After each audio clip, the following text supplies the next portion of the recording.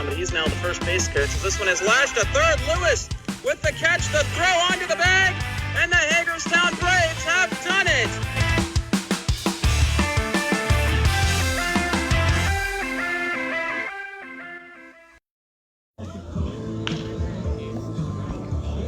Hello and welcome to Cashtown Yards, the site of a decisive game number 3 of the South Penn League quarterfinals. It's the Cashtown Pirates, the number 3 seed, hosting the number 6 seed Frederick Flying Dogs. Frederick got the 4-0 victory down at Mount St. Mary's yesterday to force this game after Cashtown won game 1 at 6-1. It was Makis De La Cruz with a big 2 RBI hit for Frederick and 7 3-hit shutout innings from Fernando Ortiz on the mound for Frederick. So, the Pirates are here and they're taking the field, ready for what they hope is not their last game of the season against the Frederick Flying Dogs. We'll take a look at this defense here for Cashtown when we get a moment. They line up behind starter Austin Kunkel today. So here is the defensive alignment for the Cashtown Pirates. Over at third base is Liam Cook. Over at shortstop, Wes Coolball. The second baseman is Ethan Ketterman. And at first base, once again, Zach Coons. The outfield from right to left. Aiden Julich in right. Over in center is Chase King. And the left fielder, Chris Shackle.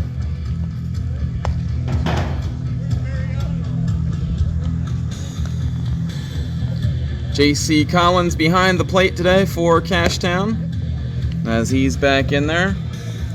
And Austin Kunkel on the hill getting the starting assignment between him and Nate Holt. It's kind of a 1A, 1B situation. Kunkel been here the longest as far as the two of them, and he'll get the ball in this all-important game. For Kunkel on the regular season, he made 6 appearances, 5 starts. He was 4-1 in 37 1/3 innings pitched.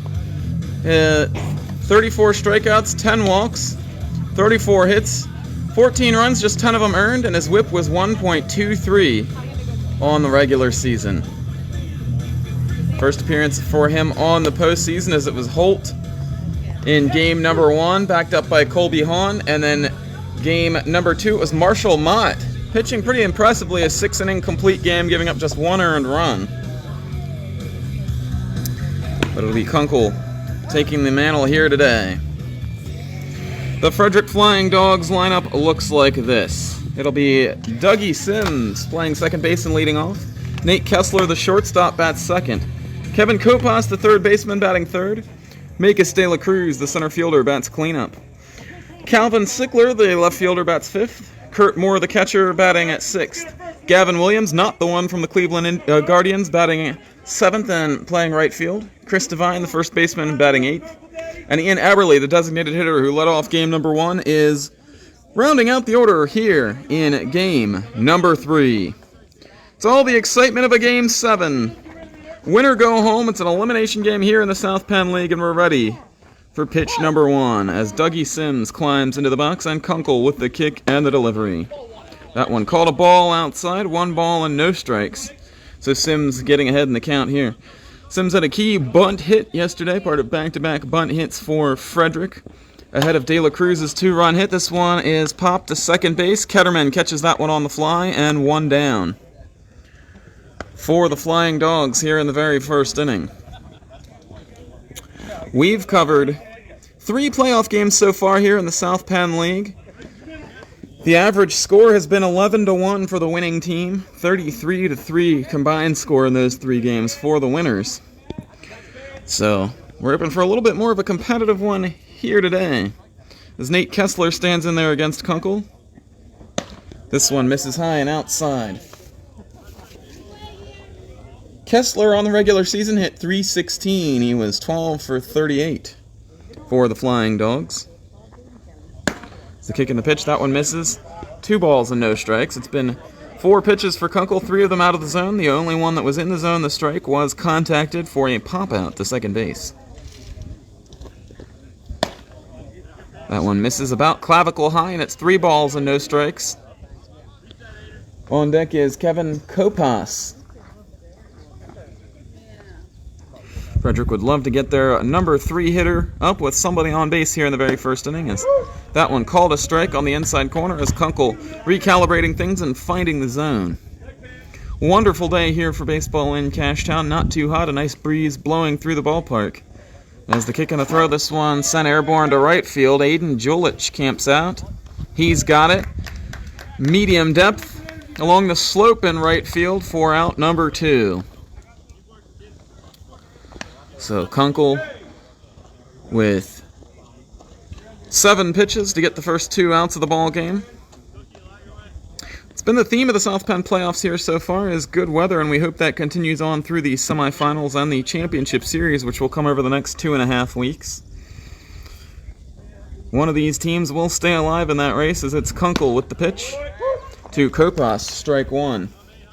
The loser will head home for the off-season and rue what could have been and all the missed opportunities. Swing and a foul tip, no balls and 2 strikes, and Kunkel way ahead. And you've got to be against a guy like Kopas. 13 walks for him on the season, just 8 strikeouts. Scored 17 runs, batted in 24. If he's going to bat one in here in this at-bat, it's going to have to be himself as he hits with 2 outs and nobody on base. Littlestown awaits in the semifinals, so does Hagerstown. This game and the Mason-Dixon-Shippensburg game will decide the matchups in that semifinal, as this one misses outside 1 ball and 2 strikes. Hagerstown defeated Biglerville yesterday to sweep that series 2 games to none, so as the 1 seed, they'll face the lowest remaining advancing seed. Frederick can only play Hagerstown if they advance. Cashtown can only play Littlestown if they advance. This one slashed on the ground down the third base line into left field, and that's going to be extra bases as that's going to roll out of play up into the trees. And Kopas will have an automatic double. And it's probably a good thing for Cashtown as Shackle had to chase that ball a long way. And if there wasn't an out of bounds up there, it may have been more than 2 bases for Kopas.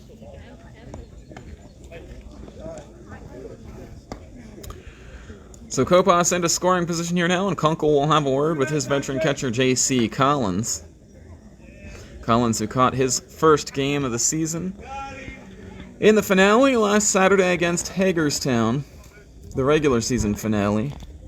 He gets the call here again today. It'll be Makis De La Cruz at the plate here, and he had the big hit yesterday, driving in 2 runs early on for Frederick, as they grabbed a 3-0 lead, one they would not relinquish. Chips this one foul out in front of it and up against the Frederick dugout. De La Cruz, former New York Mets farmhand, reached high A Port St. Lucie in the Mets system. I'll be here trying to reach an RBI for Frederick in the very first inning. The regular season meeting here, the very first game between these 2 teams here, as this one kicks away and comes out in front of home plate, halfway out to the mound. No advancement from Kopas. In the first regular season meeting between these 2 teams, De La Cruz, it was the second game of that doubleheader. The 2 teams met for the first 2 times in a doubleheader here. De La Cruz had a 2-run double in the very first inning as Frederick put up 4. Only to see Cashtown come back with 3 in their bottom half of the first inning and rally to win the game 9-8, a wild back-and-forth affair. And we can only hope, from a neutral standpoint, that we get something similar here today.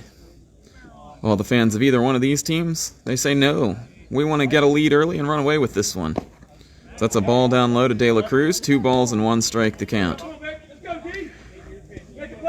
We'll keep you updated on that Shippensburg at Mason-Dixon Rebels game from Hampstead when we get the chance. They did not post anything on the Game Changer app yesterday. The kick and the pitch, that one misses down low, 3 balls and 1 strike. And with the base open at first, it might not be the worst thing in the world for Kunkel and the Pirates here if they end up walking De La Cruz. Although Calvin Sickler is next, and he had 3 doubles in the doubleheader against Cashtown earlier on this year, but that was a long time ago. Delivers a strike here, does Kunkel, and De La Cruz fouling that one up against the screen. We were in Littlestown the last 2 days to watch the Littlestown Dodgers defeat the Brushtown Bulldogs 11-1 and 16-1.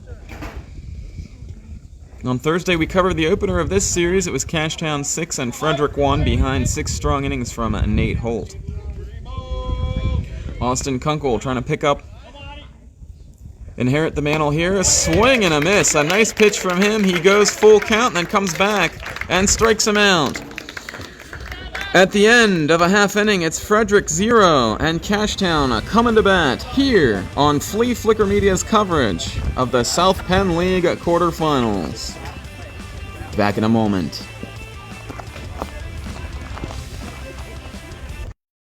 Hello, this is Battlefield Military Museum Incorporated. We display the 200 years of history through military artifacts.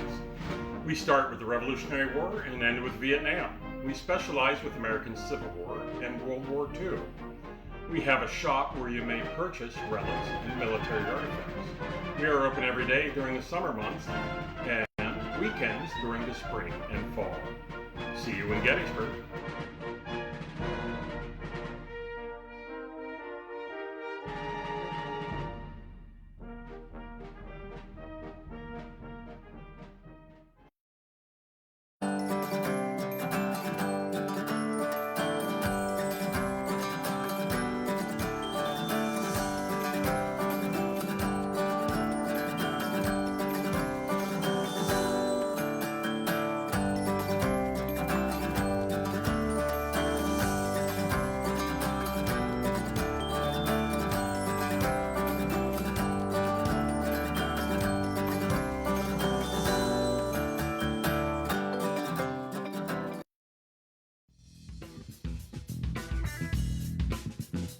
Here at Flea Flicker Media, we so very obviously love sports. It's my goal to sprinkle a little bit of that love back into the community, one live sporting event at a time. Back up the middle. We might have a play at the plate as Keith is throwing home. Safe is Zach Ketterman, and the game is tied. If you'd like to be featured on Flea Flicker Media, contact me at our Facebook page, Flea Flicker Media, or at the George Marinos Facebook page. Back here live at the yard in Cashtown, it's the Frederick Flying Dogs taking the field. It's Eric Turvin, the starting pitcher here in decisive game number 3 for Frederick, and he'll face Travis Black to start things off. Here's the kick and the toss. Ball 1 down low. For Turvin, he appeared in 4 games this season, 1 start, 9 innings pitched, no record, 5 runs, 3 earned, 11 Ks and 2 walks for him in those 9 innings pitched. As there's a picture-perfect strike to Black. 233 earned run average on the season for Turvin. 7 hits allowed in his 9 innings. And he'll deal with Travis Black to start things off here. The count 1 ball and 1 strike. 2-1 now to Black. Black was the player on our promotional flyer for representing Cashtown for this game last night and this morning. He hit .383 on the regular season and an excellent leadoff man. Works deep counts and good on base percentage. That one misses down low, 3 balls and 1 strike. We'll have the rest of the Frederick defense here for you in a moment. In the Catbird's perch here is Black. The kick, the throw. That one missed. Black wasn't sure at first, neither was Turvin, but he'll discard the bat and head down to first base. So 1 on here. And Aiden Julich coming to the plate. For the Flying Dogs, their defense looks like this. Chris Devine at first. Dougie Sims at second. Over at shortstop is Nate Kessler. The third baseman is Kevin Kopas. Aiden Julich at the plate right now for Cashtown. Here's Turvin's kick and throw. Julich tries to put one down and fouls off the high pitch as he gets on top of it. The outfield from left to right for Frederick, Calvin Sickler. In center field, it's Makis De La Cruz. And in right field, Gavin Williams. The catcher today for Frederick, is Kurt Moore once again. And Ian Eberle, the designated hitter. No balls and 1 strike. Pickoff throw back to first. Chases Black in, and he's in easily with the slide. Thankful for those of you that have tuned in here to watch us on Flea Flicker Media. Watch these two teams do battle in an elimination game. If you're watching, drop us a comment in the comment section. Let us know you're there. Julich swings through that one on the bunt. The throw back behind Black and a swipe tag from Devine, but gets nothing but air as Black back in safely. No balls and 2 strikes to Julich, and the bunt probably off here, I would have to imagine. As not really since the days of Pete Rose were hitters ever entrusted with bunting with 2 strikes. Black the lead from first. They've been awfully occupied with him here. The pitch up high to Julich. They're going to throw behind him again and in rather routinely. Once again, that's 3 pitches and 3 throws down to first bases. They're really concerned with Travis Black over there. 1 ball and 2 strikes now to Julich. Turvin to the stretch. The hold. The slide step. That one fouled off. All things he's doing in an effort to thwart Travis Black from getting a good jump over there at first. Not sure that Cashtown has any idea of sending him here at all, but 1 ball, 2 strikes now the count to Julich. Black marking off an even bigger lead over there at first now. As here's the slide step. That one misses high. 2 balls and 2 strikes to Julich. And a 6th pitch will be seen here in this at-bat, as the right fielder for Cashtown grinding one out. Julich had his breakout moment for Cashtown, the 2020 South Penn League semifinals, game number 4 as they clinched this series over Littlestown. This one gets away from the catcher Moore. Up to second goes Travis Black. And now Frederick doesn't have to worry about him at first base anymore. He's at third. Hey, win it right. Base hit ball 4. Let's go. Hit one hard, Slim. Full count now. Black at second. Julich ought to see something pretty good to hit here with the meat of the Cashtown lineup coming up next. That one misses down low, and it's a 2nd consecutive walk for the Cashtown Pirates here to start things in the first inning. And boy, there'd be nothing to ease the pressure off this team and this home crowd like putting up a crooked number in the first inning. Cashtown with the first 2 on. It's Kurt Moore heading out to the mound to talk things over with his starting pitcher, Turvin. Moore also the manager for Frederick, so who better to have a visit from than your catcher and manager here as they're talking things over. I guess they're talking about their defense for a potential bunt situation here, I guess, with runners at first and second and nobody out. Chase King at the plate, a man of many talents, getting ready to stand in there in the batter's box for the Pirates. 233 on the regular season, but starting to come alive in this postseason as he had 3 hits in game number 1 of the series. A double and 2 singles.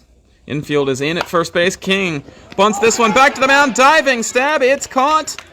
But the runners read it perfectly, so they get the 1 out. But Travis Black back to second base in a hurry. And over at first base, Aiden Julich getting some dirt. And back in there safely as well. So they were ready for that. King bunted it hard as my grandmother's fruitcake back to the mound, and making a diving stab at that one was the pitcher Turvin. If that was just a little bit to the right, it probably would have been a base hit, but it ends up being a force out. Chris Shackle now the batter. Shackle takes strike 1. His RBI single opened the scoring in this series back on Thursday. This is Dougie Sims jockeying Black at second base. Turvin with the thick eye black game going. He's going to stump off now. Eye black reminiscent of Latimer from the movie The Program. Those of you college football fans out there, and there are a lot of them coming out of the woodwork right now with the release of NCAA 25 over the past week. Don't see too many people playing with my Purdue Boilermakers. This one chopped foul down the third base line, and Cashtown manager Eric Ketterman will scoop that one up and toss it to the home plate umpire, and he'll put that one in his bag. Save it for a rainy day.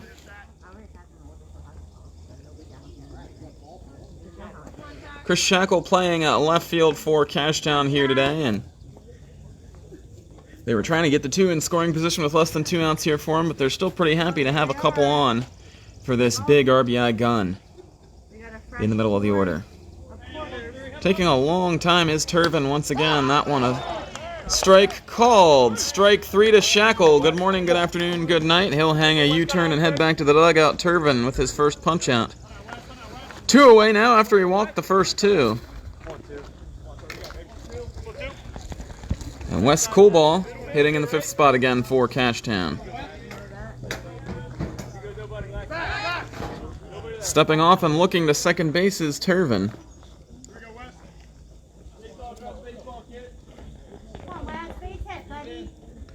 So the 2-out RBI opportunity falls into the lap of Coolball here. As they're still messing around with Black there at second base. Here's the pitch, misses down and outside. Must have a scouting report that really tells him that Black likes to go somewhere on the bases here. That one misses outside, 1 ball and no strikes. Coolball hit .296 on the regular season as he takes this one for a strike. 1 ball and 1 strike. Well, the umpire put up 1 and 1 in his hands there. He didn't call that one a strike, though. As here's the kick and the pitch. This one fouled off behind the plate, so we're not actually sure what the count really is here. Neither one of those first 2 pitches elicited a bellow from the home plate umpire, but he did put up the fish sticks. It is 1 ball and 2 strikes.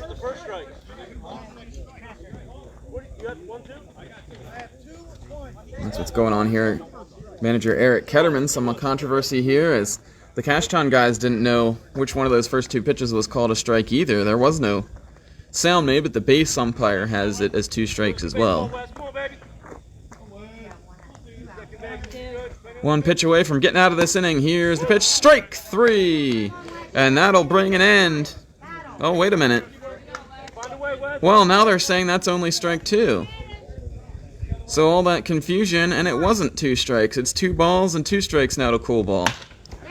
Lashes this one on the ground as short. Picked up, thrown across to first. Kicks away from the first baseman, and coming home to score the game's first run is Travis Black. Up to third goes Julich. And Coolball reaches on what can only be scored as an infield single, so granted new life after that controversy with the count there. It was 2 balls and 2 strikes.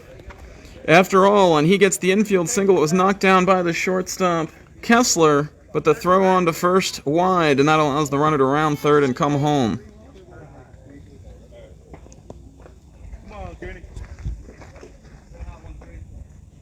Zach Coons, the new batter here. That misses up high, 1 ball and no strikes to Coons.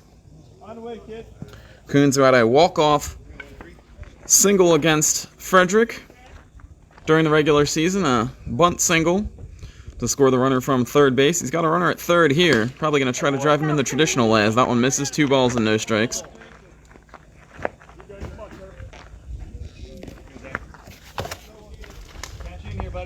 Coons in the 6th spot in the order here today. Ethan Ketterman is next.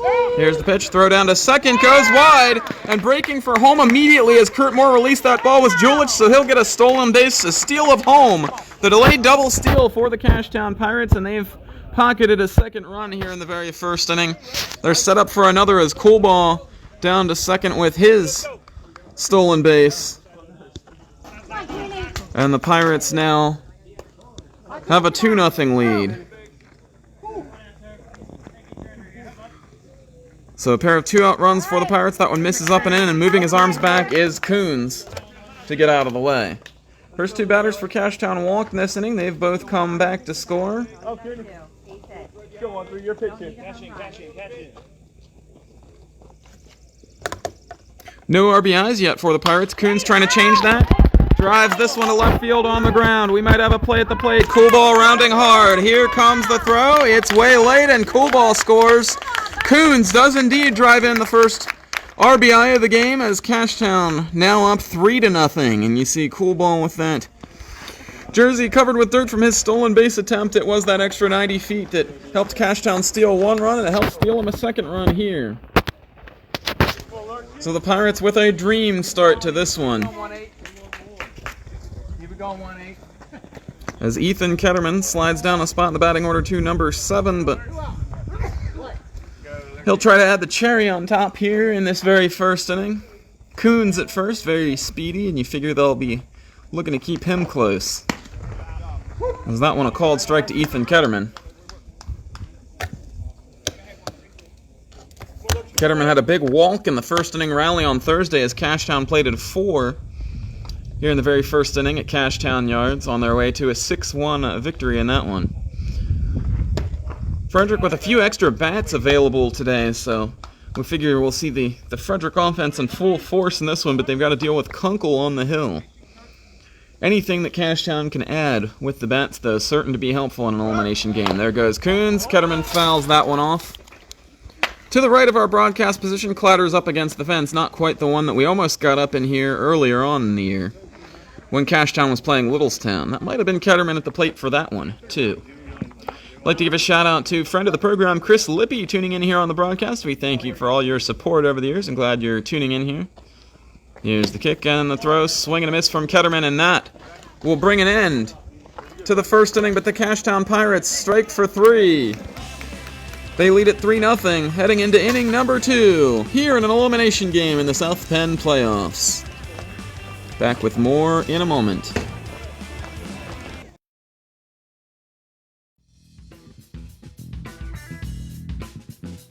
Here at Flea Flicker Media, we so very obviously love sports. It's my goal to sprinkle a little bit of that love back into the community, one live sporting event at a time. Back up the middle.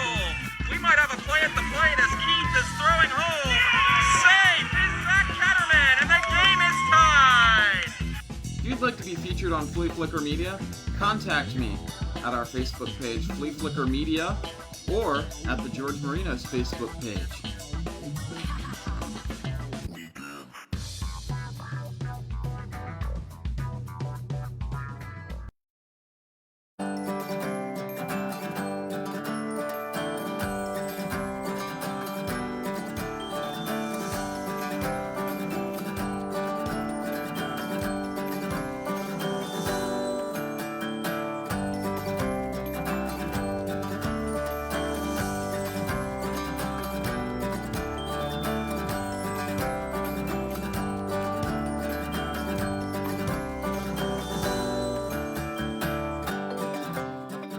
Hello, this is Battlefield Military Museum Incorporated. We display the 200 years of history through military artifacts. We start with the Revolutionary War and end with Vietnam. We specialize with American Civil War and World War II. We have a shop where you may purchase relics and military artifacts. We are open every day during the summer months and weekends during the spring and fall. See you in Gettysburg. Back here at the ballpark, top of the second. Set to commence. It's Austin Kunkel ready to deliver. Chopper foul down the third base line. That one will catch some sun over there along the Cashtown dugout. Kunkel walked 1 in the first inning, struck out 1. He's facing the number 5 hitter in the order, Calvin Sickler.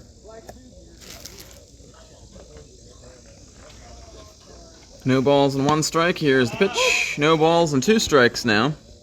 I give a shout out to Robert Rohrball of the Cashtown Pirates tuning in, unable to make it to the ballpark here today, but he is watching. Wants all his members of the Cashtown Brotherhood to know that he's tuned in right here. This one popped up. J.C. Collins giving it a look. That one hits on top of the roof of the press box, the very one that we're sitting in right here, and I'm glad we have a roof, because I don't really need to be rushed to the hospital with a concussion on this afternoon. Or have impromptu dental work. That's one of my number 1 rules in life. Impromptu dental work is never fun. So staying alive in the count is Sickler. No balls and 2 strikes. After that long, loud foul ball. Really not long, but that one fouled off as well. The count holds steady at no balls and 2 strikes.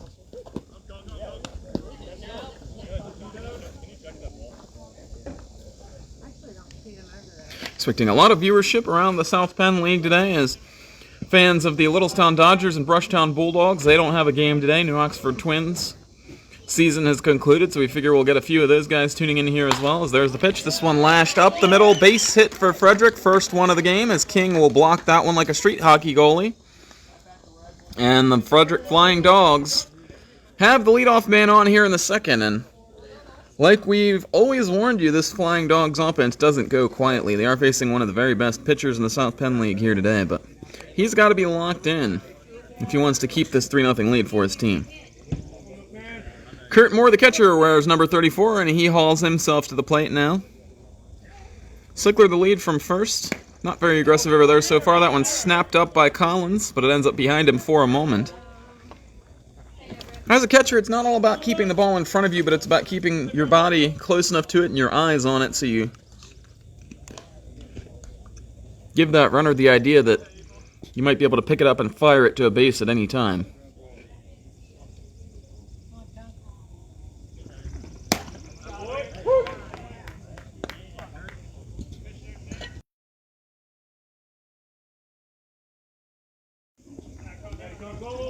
There's a strike to Moore. Here comes the pitch. This one popped up. Left fielder, Shackle, camping out underneath it. He's got it. And he'll toss it into the cutoff man. Out number 1 here is a big one for the Pirates.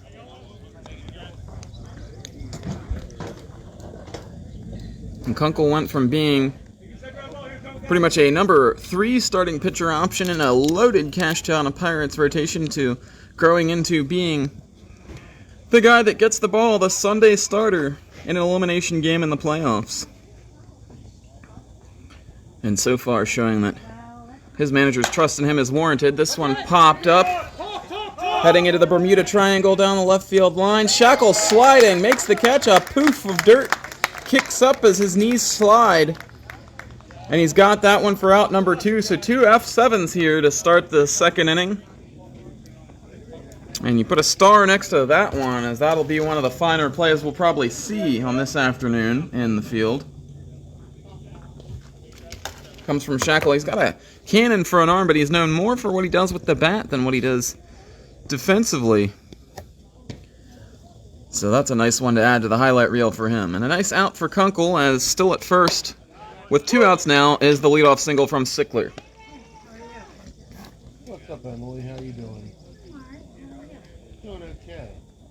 Chris Devine, the batter. That was Gavin Williams who flew out. We didn't get a chance to announce his name as that bat happened so quickly. Gavin Williams here at the plate. There goes the runner for second. Swing and a miss. And in standing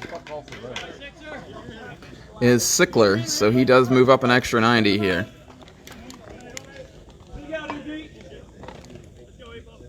Yeah, I was like pulling my hair out, as you can tell. So now that runner in scoring position to worry about. Trying to get this one final out here in the second inning and send the Cashtown Pirates back to the bat rack. That one misses outside. Reaching for it is Collins. Chris Lippy in the comment section. I'm not quite sure what you mean by hard shells.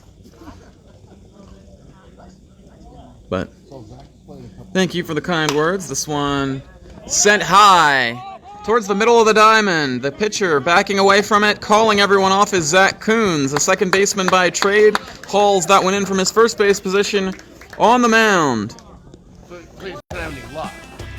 End of the top of the second. Cashtown heads to the bat rack looking to increase their lead here in game number 3 of the South Penn quarterfinals.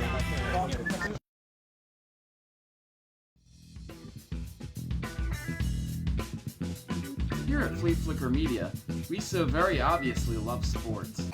It's my goal to sprinkle a little bit of that love back into the community, one live sporting event at a time.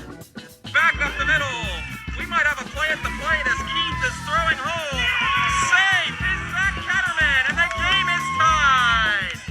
If you'd like to be featured on Flea Flicker Media, contact me at our Facebook page, Flea Flicker Media, or at the George Marinos Facebook page.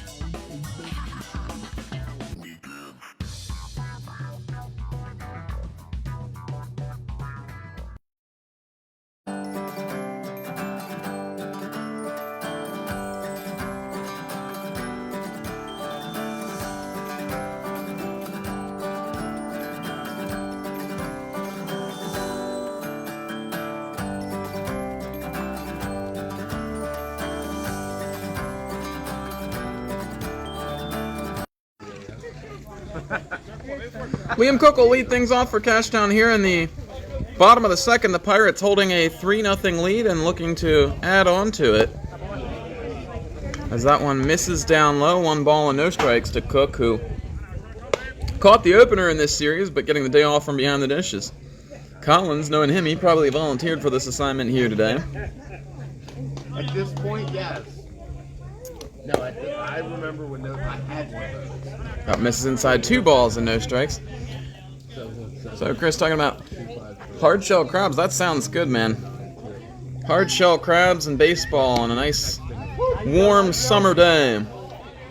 That's the best.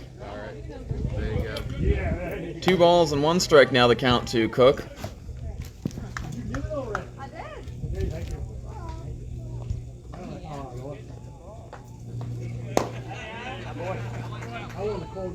To see if there was games. Yeah. 3-1 now. The count is Cook way ahead here. Looks for a leadoff base runner for the Pirates. Misses well outside. He'll gently toss the bat into the on-deck circle, and J.C. Collins picks it up, and now he'll pick up the pace and head to the plate here. Always interesting the way he walks into the batter's box. Usually crosses in front of the catcher, and for a left-handed hitter, that's unusual. But a sociable guy. Usually so he can have a chat and talking things over with his fellow Brotherhood of Catchers member Kurt Moore right now. Good to see Collins still wearing the lucky baseball pants here for game number 3. Runner at first, he's squaring to bunt, backs away from that one. It almost looked like he kind of like accidentally on purpose backed the front heel closer to that ball, maybe trying to take a little hit by pitch there, but the ball misses him and the count 1 ball and no strikes. That one misses down and inside. That ball's going to get away. Cook heading for second. The ball is out of play. Or are they saying it hit Collins? I guess they're saying that ball hit Collins because they're awarding him first base. So the first 2 on for Cashtown here in the second without the benefit of a hit, and the Pirates threatening to really blow the hinges off of this one here in the early going. And as we said, that's been the theme of our South Penn playoff coverage so far this year. Every single game that we've covered in the playoffs has been decided by 5 or more runs. Travis Blank to the plate, and you know he's got to be looking to lay one down here. Frederick looking for it as the corner's crashing in. Pulls back from that one, and Cashtown trying to give an out here to Frederick for all the world, and the Flying Dogs just not taking it.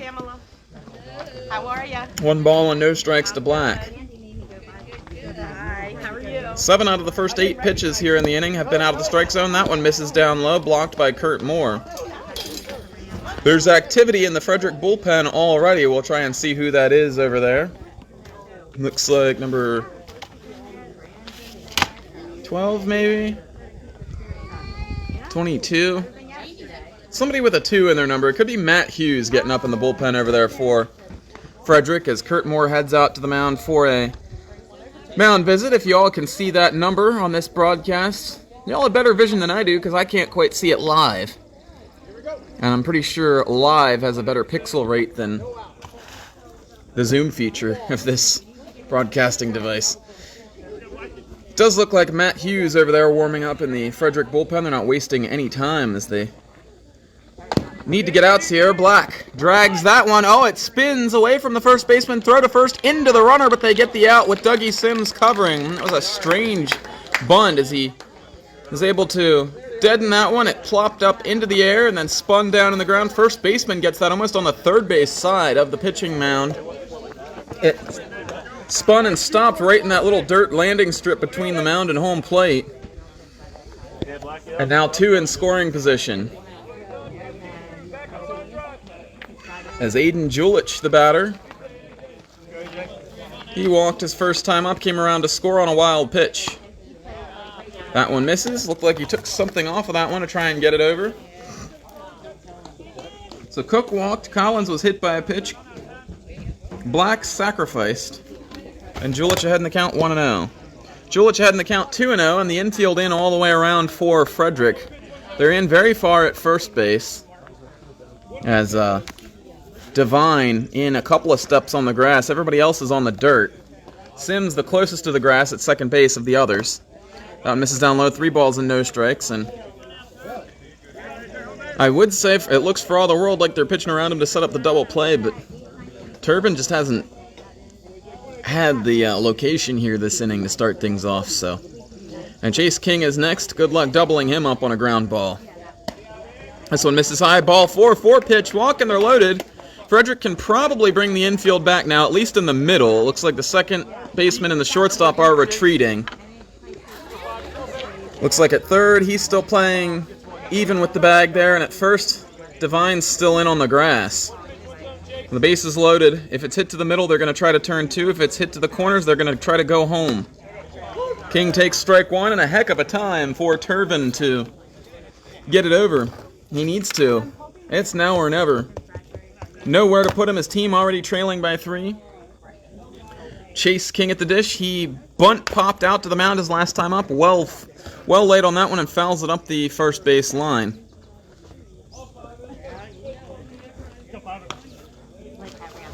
First base coach there to pick it up. That's Marshall Mott, yesterday's starter for Cashtown, and even though he ended up being the losing pitcher, he turned in one heck of an effort for the Pirates and saved the bullpen.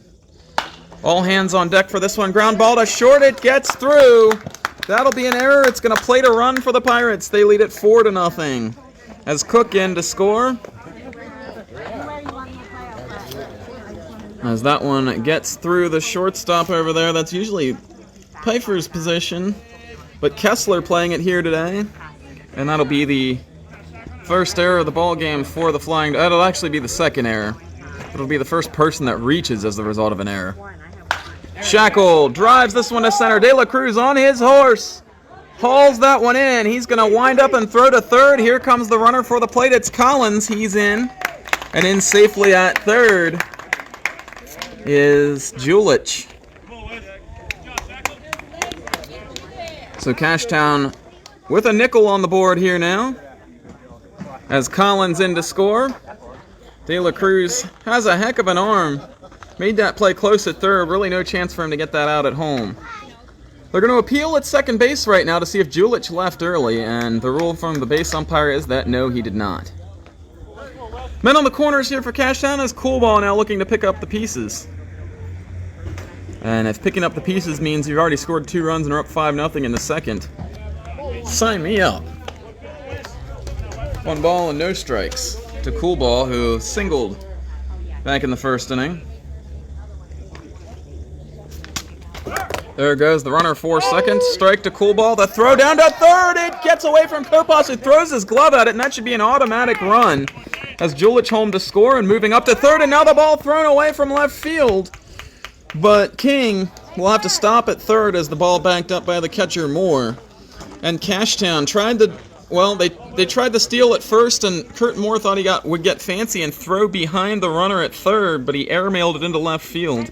Kopas tossed his glove at it, and the runners basically end up where they would have supposed to have been anyway, had that glove hit the ball. I think the rule is if the glove hits the ball, it's an advancement, so I think he's actually legally safe on that, as long as the glove didn't hit the ball when he tossed it.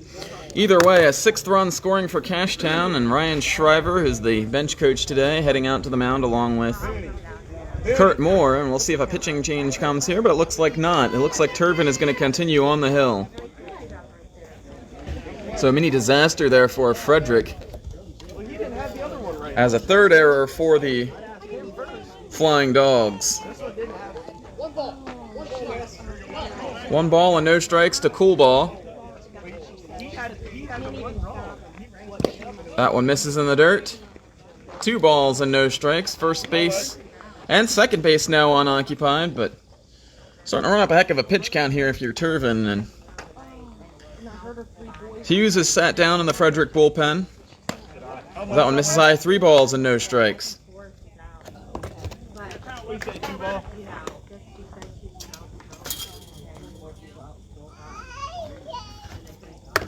Here's the kick, the throw. Cool Ball hits this one in the air. It looks like a can of corn for De La Cruz, who's camping out underneath it, and he big leagues it into the glove in center field. 3 more score for Cashtown. They've got a robust 6-0 lead as we motor on to the 3rd inning here on Flea Flicker Media.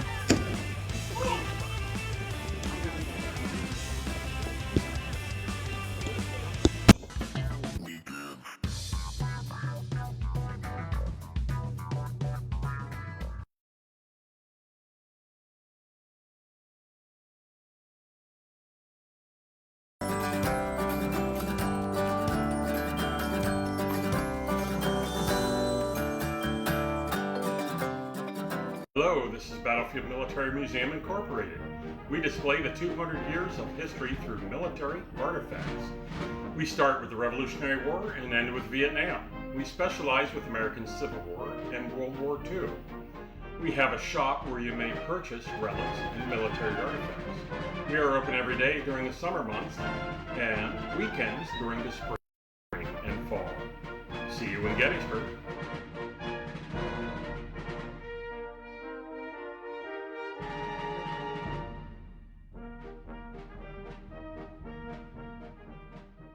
My name's Chris Shackle, and you're watching South Penn Baseball on Flea Flicker Media.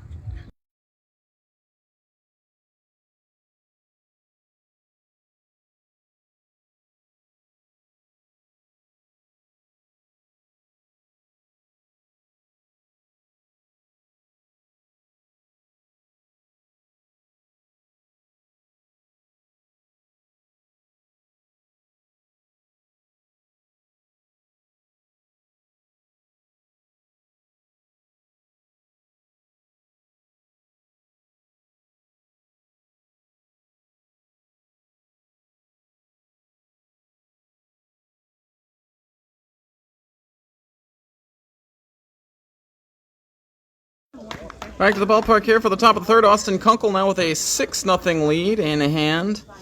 And he'll face the number 9 spot in the order, Ian Eberly, before things turn over for the Flying Dogs. As we mentioned during the lineup introductions in the 1st inning, Eberly batted leadoff in game number 1. Full complement of offensive bats here today for Frederick, so he moves down in the order.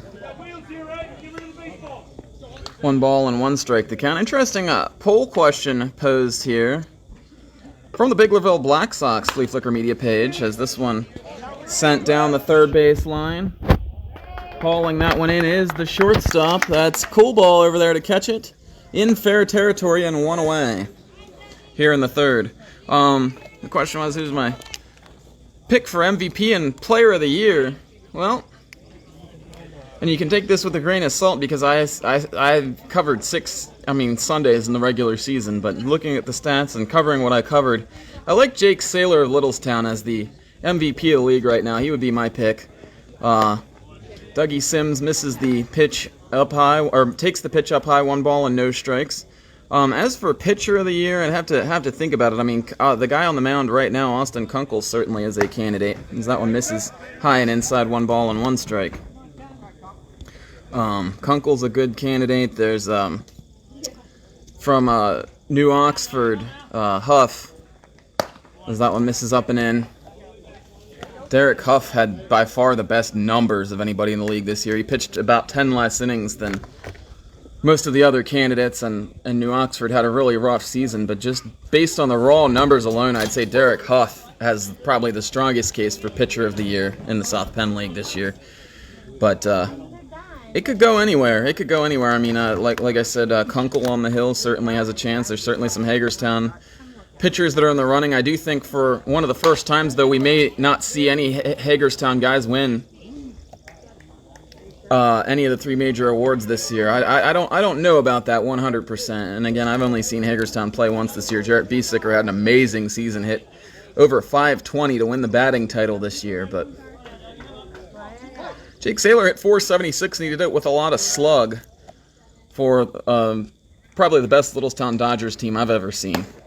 As this one misses outside, and Sims will take ball 4. He's going to head down to first base as a 1-out base runner here. So Frederick leads things off here. or Frederick gets a one-out base runner here.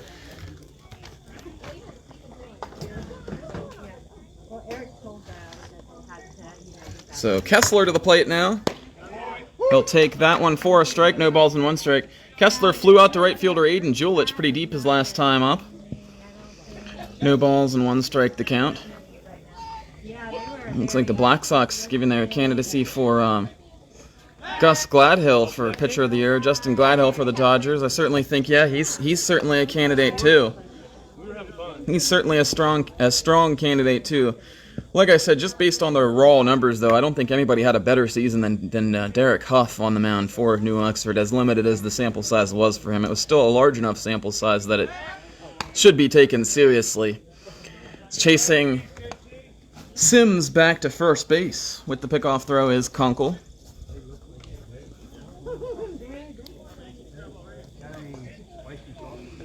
Here's the kick and the throw. This one misses up and in. Tanner Byers of Biglerville won that Pitcher of the Year last year and then moved on to the Mason-Dixon Rebels in the offseason. Mason-Dixon playing in their own elimination game right now against Shippensburg. That game and this game, the winners will decide. Pretty much the winner of that game will decide where the winner of this game goes.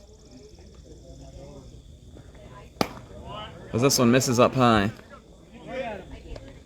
Actually, it's the other way around. The winner of this game will decide where the winner of Shippensburg Mason-Dixon goes. Because as we said earlier, Cashtown can only play Littlestown in the semifinals, and Frederick can only play Hagerstown. This one chopped on the ground down the third baseline foul.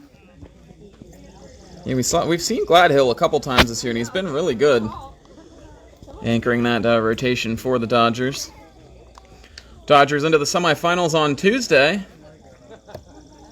We should have game one of that series for you live, and we'll see if Gladhill gets the ball on that one. He would be on 3 days rest, but he only threw 4 innings on Friday. That rain out really messing with the Dodgers' pitching plans, though, from the Brushtown North Carroll game. Will it be Cashtown? Will it be Mason-Dixon? Will it be Shippensburg joining them? Because as we said, Frederick, if they win, they would be headed straight to Hagerstown. And they would figure to be a tough test for the number 1 seeded Braves. This one called strike 3, out number 2 achieved by Kunkel. Yeah, one thing's for certain, should be good races for the MVP this year. Again, as we said, the batting title went to Jarrett Biesecker. We'll have the Flea Flicker Media South Penn Championship Series MVP award at the conclusion of the championship series. Winner last year was Andrew Mathias from Hagerstown. Year before that, it was Josh Brzezinski, the pitcher for Cashtown. Called a strike to Kevin Kopas. He walked his first time up. One of 2 walks given up by Kunkel so far in this one. No hits yet against the Cashtown starter, here with 2 outs in the third. There's the kick and the throw. Foul tipped at the plate. No balls and 2 strikes now the count.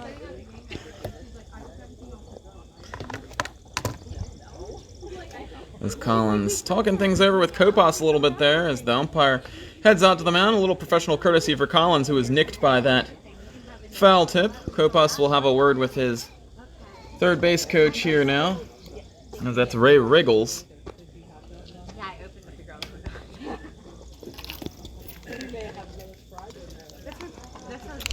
So glad that you've tuned in here with us on Flea Flicker Media for some more South Penn quarterfinal action. The quarterfinals end today. Coverage for the quarterfinals for us ends today. And in the league it ends, as there's just 2 quarterfinal games taking place. We'll see if we can get a score from Hampstead for you at the inning break. 2 outs, 2 strikes to Kopas. Runner at first is Kessler. Kunkel with the step, the delivery. There goes Kessler. Kopas drives this one to left. That is foul, as so many balls that go down the left field line here in Cashtown. Very rarely do we see one of those hard hit liners that actually touches down around the chalk in fair territory. It's just an observation. Most fair balls that flirt with the lines here in Cashtown seem to go down the right field line. And some of that may have to do with the quality of arms that Cashtown has. People end up having to go the opposite way sometimes. Kunkel stands looking at the ball and contemplating his next move on the mound. 2 strikes still to Kopass. Believe from first for Kessler, and I bet you he takes off again. Kunkel to the belt.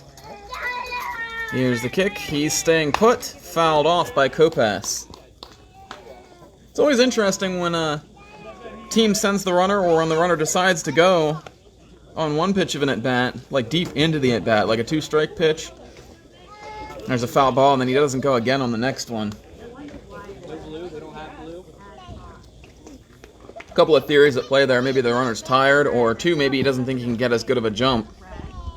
Or 3, he's just afraid of the pitcher's pickoff move, and he's now sounded the siren that he's thinking about going. There he goes again. Kopass pops this one up. Coons calling it. He can't see it. It's going to be Wes Coolball coming in from shortstop to haul that one in to the left of the mound, and we apologize we didn't get any of Coolball's catch there on the screen, as it looked for all the world like Coons was camped out underneath that one, but it's Coolball coming in to save the day as Coons lost sight of it. At the end of 2.5, it's Cashtown 6 and Frederick 0 here on Flea Flicker Media. Hello, this is Battlefield Military Museum Incorporated. We display the 200 years of history through military artifacts. We start with the Revolutionary War and end with Vietnam. We specialize with American Civil War and World War II. We have a shop where you may purchase relics and military artifacts. We are open every day during the summer months and weekends during the spring and fall. See you in Gettysburg.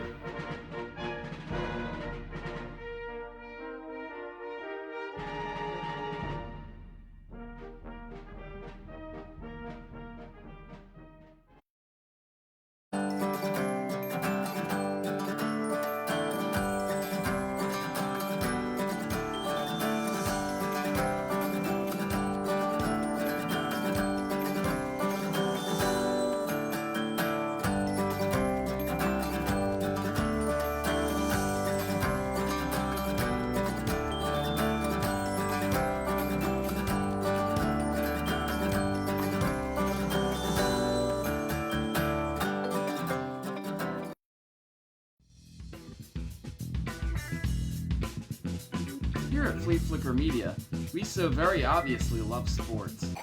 It's my goal to sprinkle a little bit of that love back into the community, one live sporting event at a time. Back up the middle. We might have a play at the plate as Keith is throwing home. Safe is Zach Ketterman, and the game is tied. If you'd like to be featured on Flea Flicker Media, contact me at our Facebook page, Flea Flicker Media, or at the George Marinos Facebook page.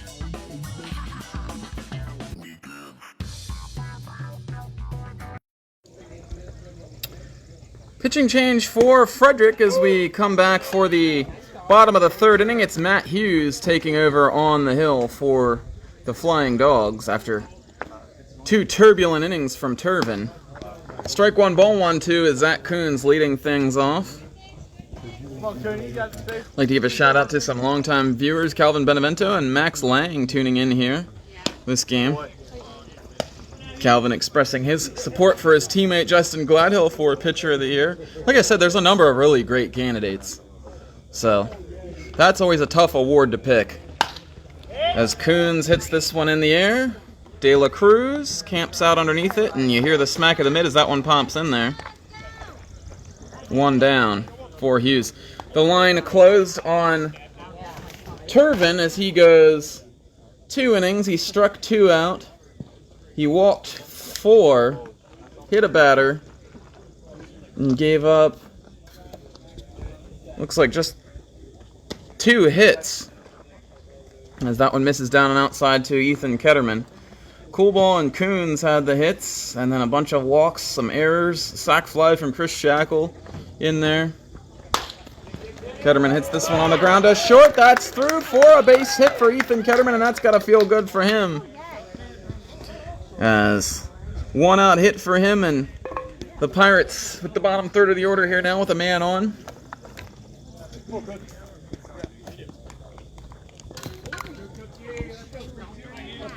Been a frustrating season at times for Ethan Ketterman, but able to come through with the base hit there. Liam Cook strides the plate now. He walked and scored his first time. The 4th Cashtown run of the game back in the 2nd inning.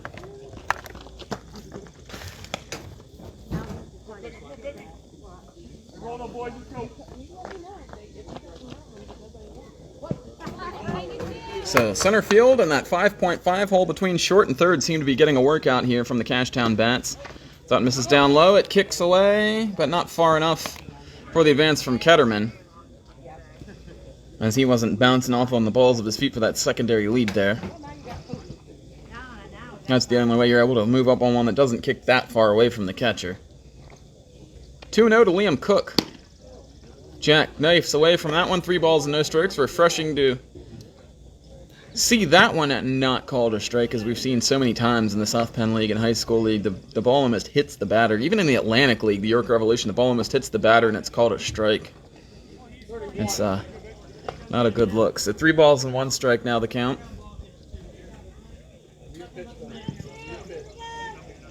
Apparently that first pitch had been... As that one called a strike, count now runs full. The Battlefield Military Museum out-of-town scoreboard from Hampstead. The Shippensburg Stars won and the Mason-Dixon Rebels won in the top of the 4th innings. They're about halfway home on the show there in an elimination game. There goes the runner for second. It's ball 4 to Cook, as moving up is Ketterman. And 2 are on now for the Pirates as they look to hang a crooked number for the 3rd straight inning. I gotta tell you, I did not see this coming to the ballpark here today. I know Cashtown's great in elimination games. I know they're favored to win this series by many, but Frederick with a full complement of players here today, and just thought maybe this one would be a little tighter from the get-go. There's Collins taking a strike. And there's still time. There's still time for Frederick to come flying back in this one, but it starts with denying this Cashtown rally here. Not sure that Collins is actually bunting here, as there is 1 out already in the inning. He's going to take that one up high. 1 ball and 1 strike from Hughes. Let's say another big rally here from Cashtown in the 3rd could all but put this one on ice. Hughes trying to keep that from happening. In at first is Devine. Collins bloops this one foul down the 3rd base line. That's going to leave the playing surface.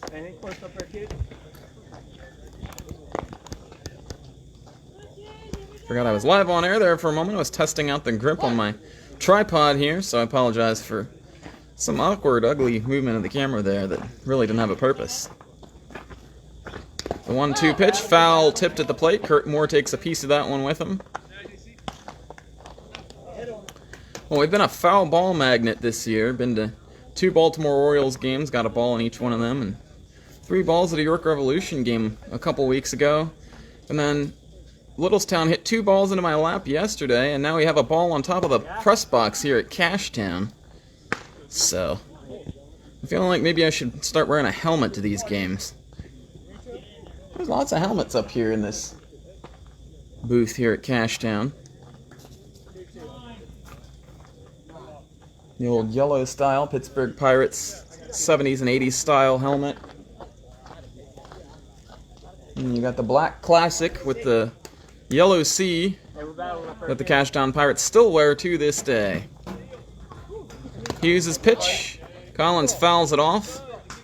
And he's really beating up Kurt Moore back there. And Collins, always a jovial sort, having a laugh and a word with the home plate umpire here. You gotta be one of the most social guys in the South Penn League out on the field. He talks to everybody. They left too early. They really like those. That one almost drilled him in the foot. He was hitting the leg last time. They've got the runner Ketterman straying a little bit from second, but he's back in safely. I'm not sure where he was off to, but he's back in safely. He just calls over to his dad, Eric Ketterman, the third base coach, and said he had the steal siren right. I think he was kidding, though. I'm really not sure where he was headed. But he's back to the bag at second. Ball 4 to Collins, and they're loaded again. So after the leadoff fly out by Cool Ball, single for, or a leadoff fly out by Coon, single for Ketterman, walk for Cook, and walk for Collins. It's the bottom 3 in the order are now stationed on the bases, and Travis Black once again will bat for the 3rd time in the first 3 innings. He did that in game number 1 of the series, as Cashtown got 6 on the board early and couldn't add on. They want to add on here. Ball 1 to Travis Black. Walk and a sacrifice for him.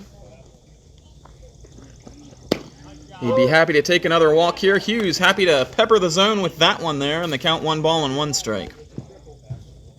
George Marinos bringing you all the live action of South Penn League Baseball. We'll be with you during the semifinals as well. That one misses low. One of these teams will be there. If Cashtown wins, they'll be making the trek to Littlestown on Tuesday for a 6 p.m. game at Memorial Field. And boy, that would be a lot of fun. Black hits this one on the ground ashore. Diving stop, throw to second, no play at first, bobbled, and on the transfer, Sims able to hold on to it. Gets the middle runner there. So 2 away, but Cashtown scores again, as coming home to score is Ethan Ketterman. And he got the base hit. He comes home to roost.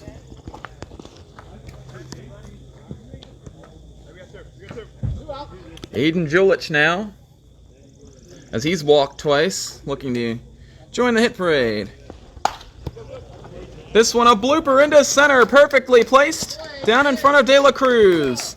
Nothing the defense can do about that, and Cook in to score. Cashtown has multiple run inning for the 3rd time in the first 3 innings. The Cashtown on top 8-0 now. Gotta be perfect, 5. Gotta be perfect. Come on, Chaser.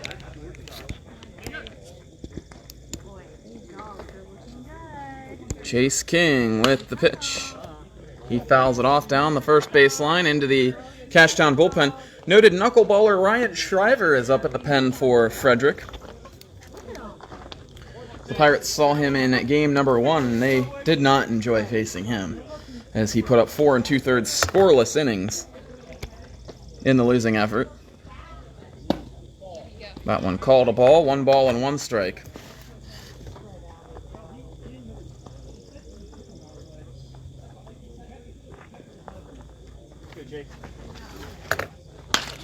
King grounds this one to second. Sims up with it, the throw on to first, and that'll retire the side. But the Pirates strike for 2 more. They've got a robust 8-0 lead heading into the 4th inning here on Flea Flicker Media. Back with more quarterfinal action in a moment.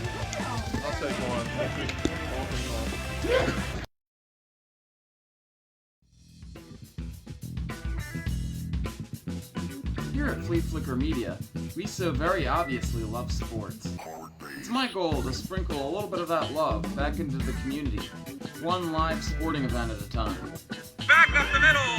We might have a play at the plate as Keith is throwing home. Safe is Zach Ketterman, and the game is tied.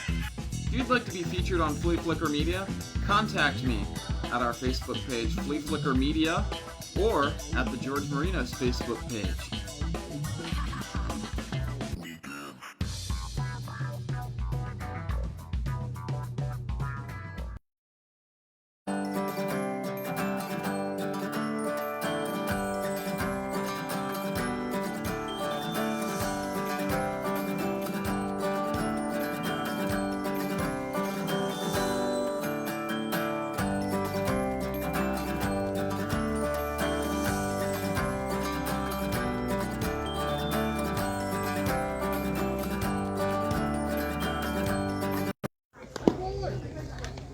Top of the 4th inning set to get underway here from Cashtown. It's Austin Kunkel.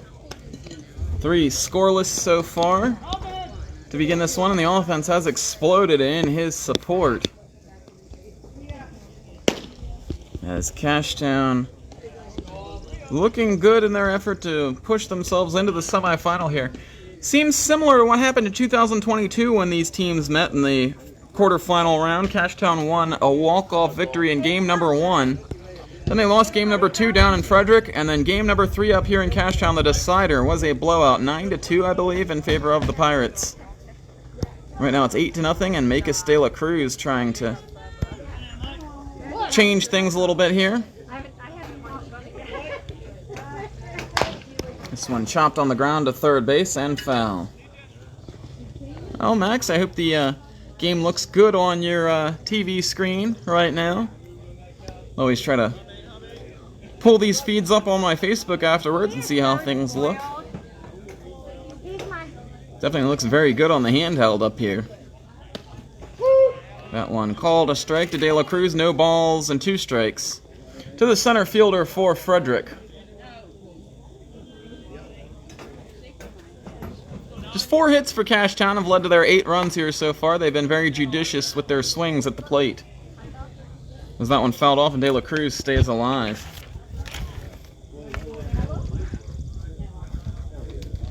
Better than what Frederick has going on, they've just 1 hit through 3 turns.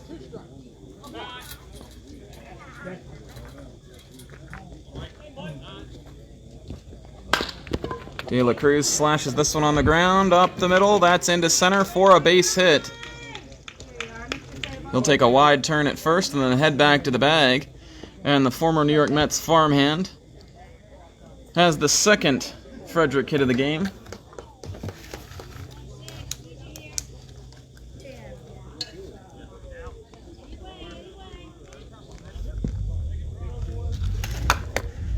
That'll bring Calvin Sickler to the plate. He has the other Frederick hit.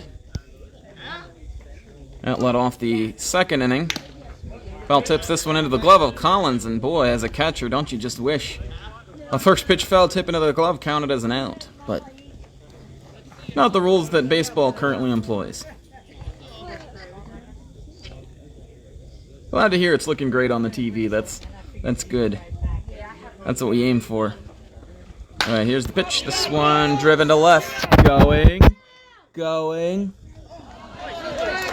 It's hauled in on the run by Shackle as he clatters up against the wall. De La Cruz hustling back to first, and Chris Shackle, the big bear, running that one down in left field. Excellent job for him there. We said he's more noted for his bat than his defense, but today his defense has been exemplary. As he comes up big for his pitcher, Kunkel there. You know, 8-0 lead, it feels like you're in control, but, you know, 2 things. One, you don't want to give up runs as a pitcher, and 2, you don't want to start giving that control back to the other team, cracking the door open, and that was an opportunity there. Kurt Moore takes strike 1. Off the bat, I thought that one might have a chance to get out of here. It's a pretty deep shot to left field at this ballpark. Just 300 down the line to right here in Cashtown, so most of your home runs are going to be hit that way. There goes De La Cruz, slash back up the middle into left field. Shackle pump faking, throwing into third. Cook leaping for that strong throw. And the Flying Dogs getting on Kunkel a little bit here in the 4th inning. And time called by J.C. Collins. Gavin Williams now the batter. He flew out his first time up. Closing in on the hour-and-a-half mark here in this ball game. And for the first time, the Flying Dogs with multiple runners on. Williams flew out to left fielder Chris Shackle his last time up. As we said, they're peppering the left field area. Williams drives this one to right. That's got a shot to get out of here. It is gone, and the Frederick Flying Dogs strike. A 3-run homer for Gavin Williams. And here come the Dogs. Right back into this one.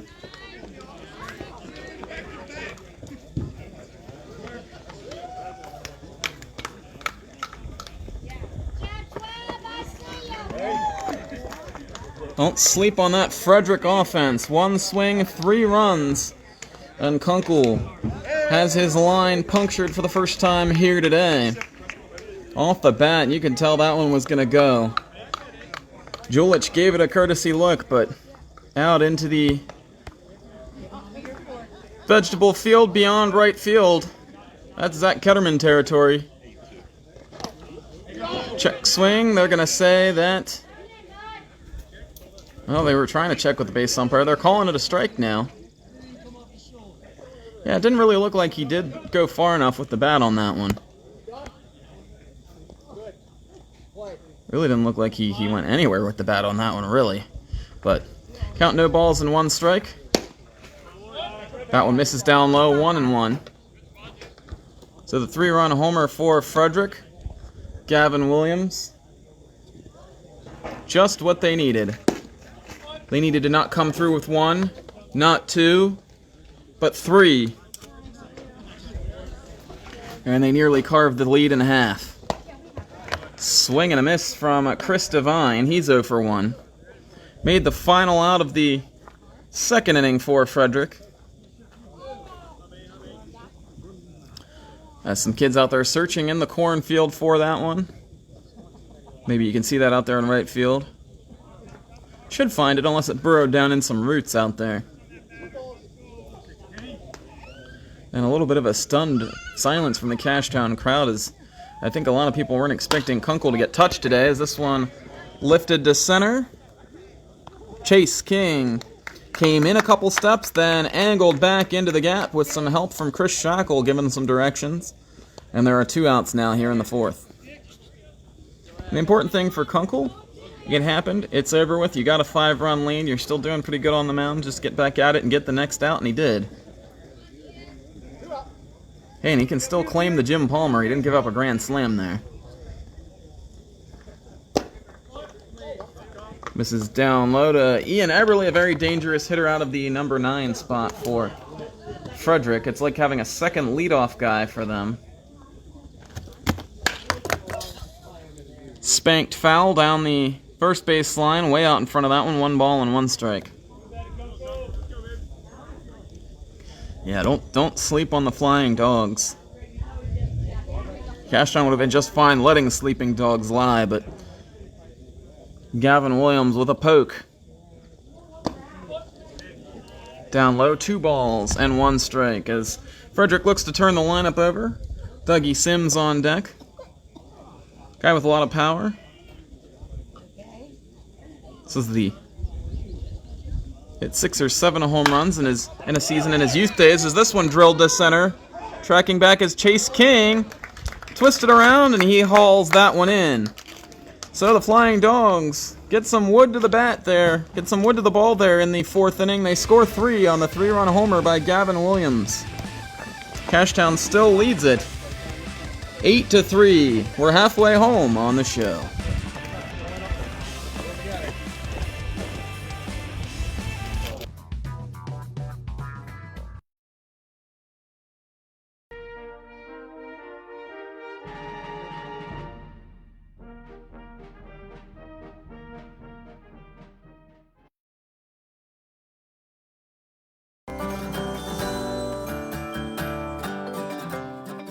Hello, this is Battlefield Military Museum Incorporated.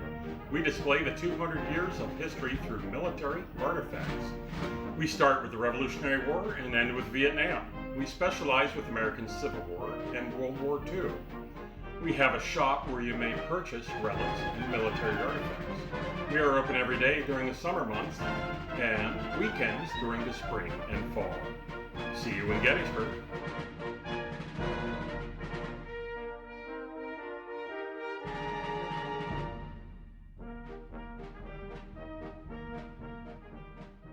My name's Chris Shackle, and you're watching South Penn Baseball on Flea Flicker Media. Chris Shackle will lead things off here in the bottom of the 4th inning for Cashtown. How's that for advertising? As the cleanup hitter for the Pirates will look to help Cashtown regain the big healthy lead they once had. It's still pretty healthy at 5 runs, but as an offense, you never want to lay dormant when you've got a dangerous opponent waiting in the weeds. Shackle's had a robust season this year. He's 0 for 1 today. A sacrifice fly for him. His last time up as he drove one to the center field, deep enough to get that runner home from 3rd. Here's the kick and the toss, and this one misses outside from Matt Hughes. On the regular year, Shackle hit .338, 22 for 65. 5 doubles, hit a home run. Batted in 15 and scored 15. 9 walks and 8 strikeouts, one of those plate discipline maestros. Ball 2, 2-0 to Shackle. Next would be Wes Coolball and then Zach Coons, who have 2 of the 4 hits for Cashtown. As a matter of fact, the next 3 guys up each have hits for Cashtown today. Shackle looking to join that group as he takes strike 2.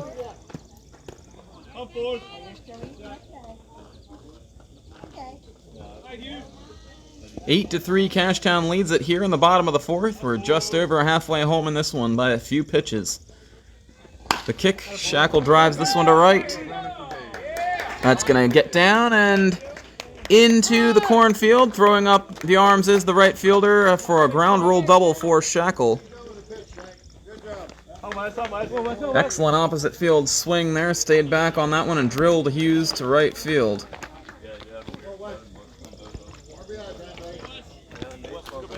And the Pirates cranking it up on offense once again. 5 hits for them now as Shackle gives them their first of the extra base variety. Coolball stands in there now. They were playing shallow in right field. This one driven out to right. It drifted on him and almost got away. Shackle is now going to move up to third on the catch. And the Pirates now with a runner at third and 1 out. I'm not sure why they were playing Coolball so incredibly shallow out there in right field. Is really having to rip his way back after that one was the right fielder Gavin Williams. They're continuing to play incredibly shallow, it looks like, out there in right field. I guess the thought here is with that runner in scoring position, and now with the runner at third, anything over their head, they're not going to have a chance to throw him out. They wanted to be able to throw him out on a single. Coons lifts this one to center. De La Cruz, the catch. Shackle is going to tag. He should score relatively easily as the throw comes into the plate. And Cashtown has scored in all 4 innings here in this ball game now. Shackle does it all. He's on the commercials for Flea Flicker Media. He gets hits, he scores runs. Cashtown 9 and Frederick 3 as they chip away and take a little bit of that Frederick momentum right back. My old high school baseball coach, Gregory Daskovich, used to always tell the pitchers coming in that you have to get a shutdown inning after your team scores some runs, and that's what Hughes was looking for here. He's unable to do it, but just 1 in so far, still a 6-run game, and with this offense, still certainly not over. 1 ball, 1 strike to Ethan Ketterman, the batter. Ketterman singled and scored his last time up, following a punch-out in his first at-bat. That one misses. 2 balls and 1 strike to Ketterman. Mentioned Ketterman on the regular season hit .161, but the postseason is a new season and always time to get started. There's strike number 2, 2 balls and 2 strikes. Cashtown Pirates now have a full sofa in their dugout for today's game. As Ketterman grounds this one to short, it's through. Another base hit for him. That's 2 for him. 6 for the Pirates in the game, and they look to start things again here with 2 outs.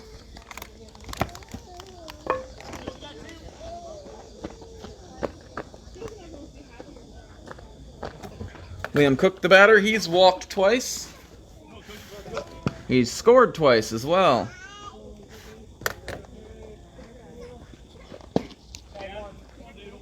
Cook takes ball 1.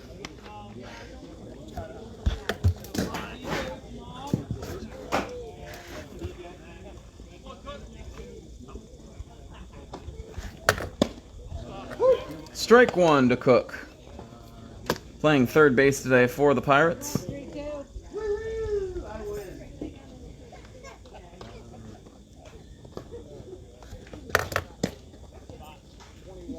Two balls and 1 strike now, the count to Cook. J.C. Collins, the Cashtown catcher today, is on deck, and then it would be top of the order. This one drilled to right. That's going to get down. How far is this one going to go? Not all the way to the wall. It's picked up and thrown into second base. And great job out there in right field by Gavin Williams, who's been by far the best Frederick player on the field so far today, with the home run now with a big defensive play, keeping Ketterman at second. Really the big thing there is to keep Cook at first, but I didn't think there was any chance that he was going to track that ball down and keep Ketterman from getting third. Cashtown will play it station to station, and now J.C. Collins the batter. Taking all the way, it's ball one up above the letters, the Cashtown letters on his shirt.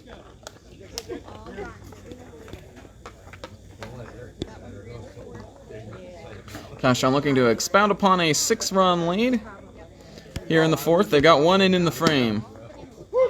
That one maybe caught the outside corner. 1 ball and 1 strike as Collins having a good laugh. Not sure if Kurt Moore said something funny or if the strike zone was a nature of hilarity on that one. The pitch. Collins sends this one to right. Williams tracking in, now tracking back. Motors under that one with ease on the run. Cashtown scores one more. They do it on 2 hits. They leave 2 guys. Excuse me, they do it on 3 hits and leave 2 guys. At the end of 4 innings, it's Cashtown 9 and Frederick 3. Here on Flea Flicker Media's coverage of the South Penn quarterfinals. Hello, this is Battlefield Military Museum Incorporated. We display the 200 years of history through military artifacts. We start with the Revolutionary War and end with Vietnam. We specialize with American Civil War and World War II. We have a shop where you may purchase relics and military artifacts. We are open every day during the summer months and weekends during the spring and fall. See you in Gettysburg.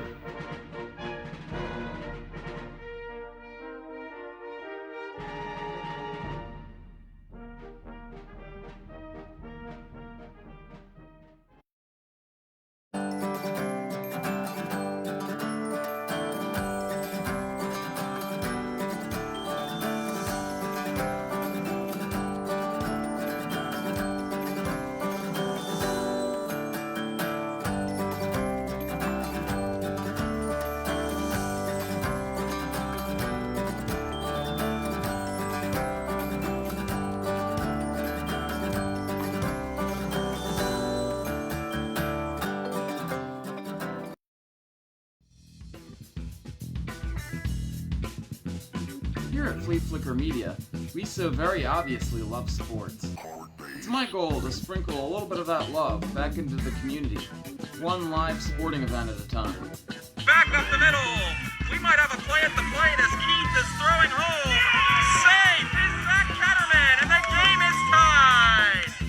If you'd like to be featured on Flea Flicker Media, contact me at our Facebook page, Flea Flicker Media, or at the George Marinos Facebook page.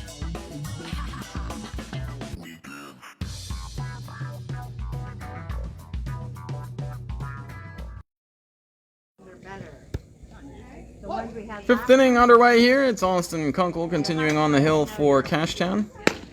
Dougie Sims the batter as he takes strike 1. Sims on the day, he is 0 for 1, a pop out to second, or a line out to second base, and a walk his last time up. Chops this one into the Cashtown dugout. No balls and 2 strikes to Frederick's leadoff hitter here today. Take you through the scoring summary on this one. Cashtown struck for 3 in the first inning. Travis Black and Aiden Julich drew walks to start the ball game. Chase King lined a bunt back to the pitcher for an out. As Sims pops this one up, that's going to be in an awkward spot for the first baseman. Coons, it falls. And that'll be a single for Dougie Sims. Probably not exactly what he was looking to do with the bat there, but he'll take it either way, and this Frederick offense off and rolling here in the 5th inning. So, Chris Shackle struck out then to make 2 outs with runners at second and third back in the first. Wes Coolball hit an infield single. Or the runners were still at first and second. Wes Coolball hit an infield single, and then on the throw to first base, it kicked away from the first baseman, allowing a run to score. Aiden Julich came home to score on a wild pitch to make it 2-0. And then Zach Coons with an RBI single to make it 3-0. There goes Dougie Sims for second. No throw. He's in there with a smooth pop-up slide. They are on. Those are probably... Smooth as a Velvet Elvis picture as he slides in there. 1 ball and no strikes to Nate Kessler, the shortstop. Looking for his first hit today. He's 0 of 2. Chops this one on the ground to third. That's going to get into left field. Sims is going to pull up anchor at third with nobody out and down 6 runs. Why risk it if you're Frederick? Nice. First and third now for the Dogs, as these Dogs just don't quit. They're on the hunt once again here in the 5th inning. Kopas to the plate. Cashtown will play back all the way around. They're holding the runner at first, but other than that, they'll concede. They're hoping for a double play here. Kopas 0 for 1 with a walk. This one kicks away from Collins. Here comes the runner, Sims. For a moment thought they might have a play, but he's sliding in safely to the raucous approval of his teammates on the Frederick bench. And it's now 9-4 as stealing second base is Kessler, and Eric Cutterman walking out to the mound to have a word. There's something a little different with Kunkel here these last 2 innings as Frederick has found the bats. Another in scoring position here. Folks, do not touch that dial. This game is far from over. Remember, back to our first broadcast of the year, we had the doubleheader with Cashtown and Frederick. The first game, Cashtown won 4-3. Second game, Cashtown had a 3-run lead late after scoring 7 consecutive runs. Then they gave up 4 in the last 2 innings to fall behind 8-7 before rallying for a walk-off 9-8 victory. This is looking like it could be one of those 9-8 games again today. Cashtown with the 9 already. Frederick playing catch-up from the word go. But they're doing so admirably. Here's the pitch to Kopas. That one called a strike on the inside corner. 1 ball and 1 strike. Kopas with his .420 average on the regular season, 8 doubles and 3 triples. You know he's a danger with the lumber in his hand.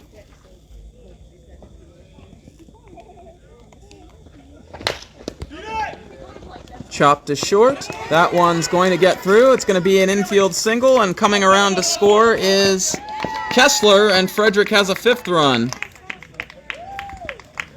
So it looks like it's going to be a single and then an error as it got through the shortstop. We'll see how they officially score that one, but I don't think they were going to have a play on Kopas at first. And now, of all things, Makis de la Cruz. The towering, dangerous frame of this former big league farmhand in the box here and looking to do some damage. Still nobody out in the inning as the first 3 have reached. As they turned it over to the top of the order with Eberle getting to bat in the last inning. Frederick has struck for 2 here in the 5th. Dougie Sims with a bloop single the opposite way. As this one misses inside. Kessler brought him home on an RBI single. And then Kessler scored on what we figure will be an infield single for Kopas and then an error. 1 ball and no strikes to De La Cruz. 1 ball and 1 strike now to De La Cruz wearing number 99. Wonder if he's a Wayne Gretzky fan. Or maybe a Rick Wild Thing Vaughn fan. Maybe he's even a Spencer Strider fan. Checking the runner at first for Kunkel. The throw to the plate. This one is lifted to the outfield. King is going to catch it. A tag from the runner. King, with that pitcher's arm, fires it on the fly into Ketterman at second base. Well, they tested him there with Kopas tagging, but he wasn't going anywhere with that arm. First out of the inning now, and that was a heck of a guy to get the out on. Probably the hitter in the lineup with the most accomplished playing career to this point. Calvin Sickler to the plate now. Single and a fly out. There's a strike. Down to second goes Kopos. The ball kicks away. Yeah. As dust blowing from second base from that slide by Kopos. He's into scoring position with one out now for Sickler.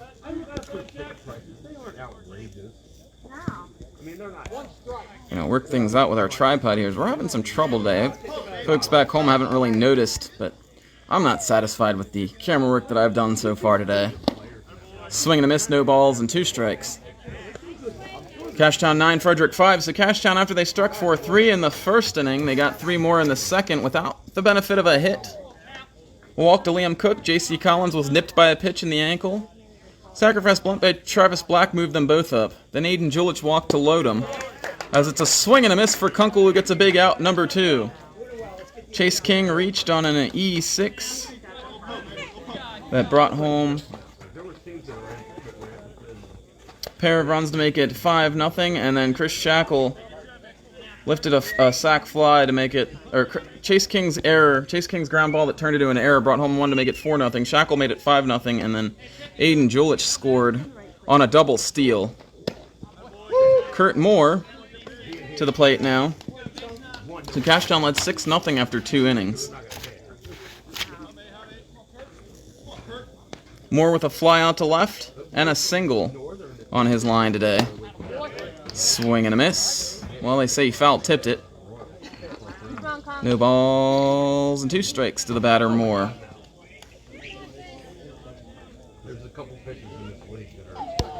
Fredericks answered for 2 here. Not sure what Kunkel's pitch count is sitting at right now, but laboring here through these last 2 innings, it's got to be getting up there.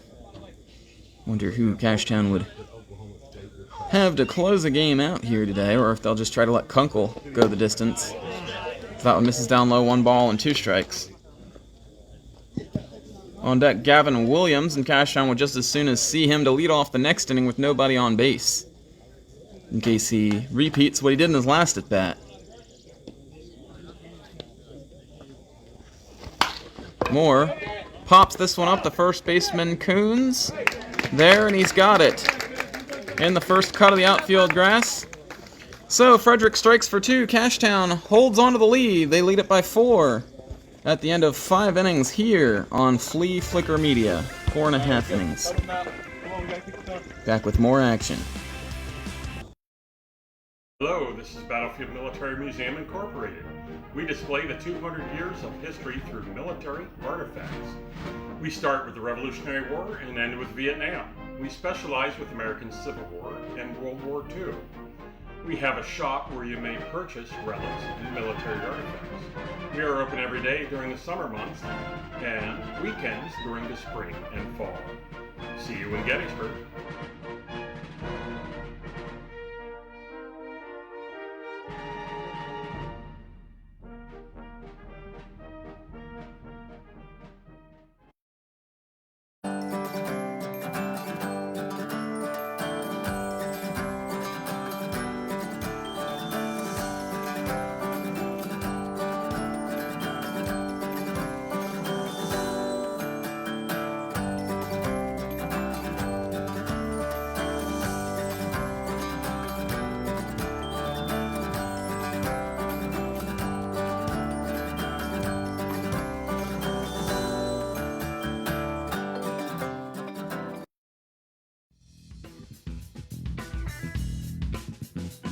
Here at Flea Flicker Media, we so very obviously love sports. It's my goal to sprinkle a little bit of that love back into the community, one live sporting event at a time. Back up the middle. We might have a play at the plate as Keith is throwing home. Safe is Zach Catterman, and the game is tied. If you'd like to be featured on Flea Flicker Media, contact me at our Facebook page, Flea Flicker Media, or at the George Marinos Facebook page.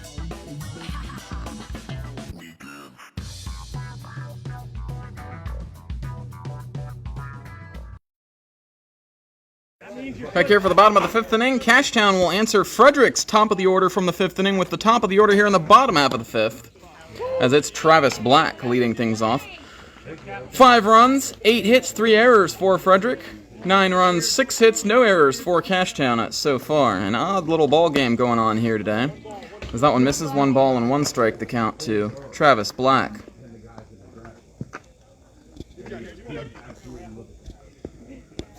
Black with his 4th plate appearance of the day. He's 0 for 1. Walked in the first inning and scored. Sacrifice bunted 2 guys into scoring position that both came home to score in the second. Drove home a run with a fielder's choice ground out to shortstop his last time up.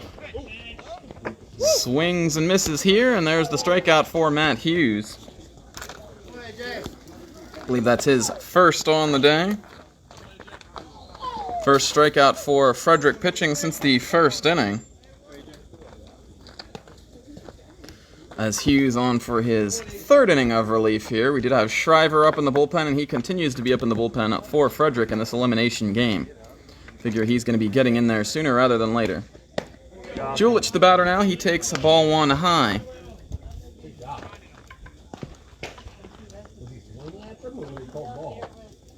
Three times up, 3 times on base for Julich today. He's doing the Trent Copenhaver. Yesterday, Trent Copenhaver for Littlestown was up 5 times and on all 5 with a pair of singles, a double, and 2 walks. And it was a close call for player of the game yesterday between him and Jake Saylor, who had 3 hits and 5 RBI. 3 balls, no strikes to Julich, and he's 1 wayward one away from being on for a 4th consecutive time. On table setter out of the number 2 hole in the order. Ball 4. Some in the crowd calling for a balk on that one there, and doesn't matter, it's a moot point as it's ball 4 to Julich, and he'll go down to first base. Ahead of Chase King here now, as King looks to get on the board with his first hit today. He's 0 for 3. As this one called a ball to King. He did have a ground ball that turned into an error that helped score a run for Cashtown earlier on in the game, and just proves the old adage, put the ball in play, good things can happen. There goes Julich. Nope, he goes back.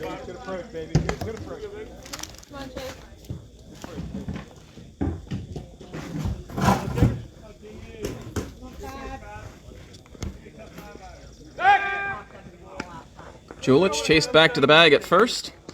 As we get a look at the ballpark here, the beautiful clouds overhead that we always see when we're in Cashtown, at the foothills of the Blue Mountains here. Chris Shackle on deck, 1 on, 1 out. Unless there's a double play here, he'll get the bat. There's a throw down to second. Julich. He is out! That was the other possibility for Shackle not getting in the bat this inning, and out on the bases of any kind. That'll require them to retire King now, but Moore came up throwing. And what a job from him. Matt Hughes is 1 out away from getting through a scoreless inning for the first time for a Frederick pitcher today. Here's pitch. King lines it back up the middle into center field. De La Cruz there to stop it. But King with his first hit of the day, 7th base hit for Cashtown in this ball game.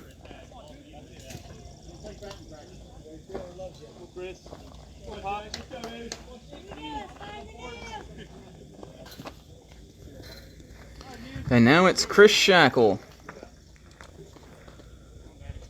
1 for 2. Sacrifice fly, double, RBI, and a run scored in this one. All square on the regular season, 15 runs batted in, 15 RBIs. A little late at this one as he's figuring it out. He stayed back on Hughes the last time and ripped one down the right field line. Flirted with the line all the way, but well inside the chalk by several feet. And up the hill and into the brush beyond right field.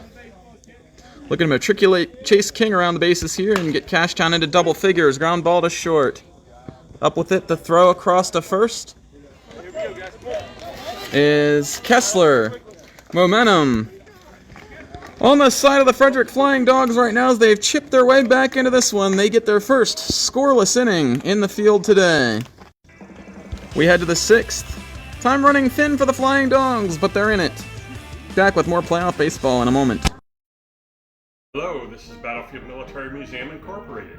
We display the 200 years of history through military artifacts. We start with the Revolutionary War and end with Vietnam. We specialize with American Civil War and World War II. We have a shop where you may purchase relics and military artifacts. We are open every day during the summer months and weekends during the spring and fall. See you in Gettysburg.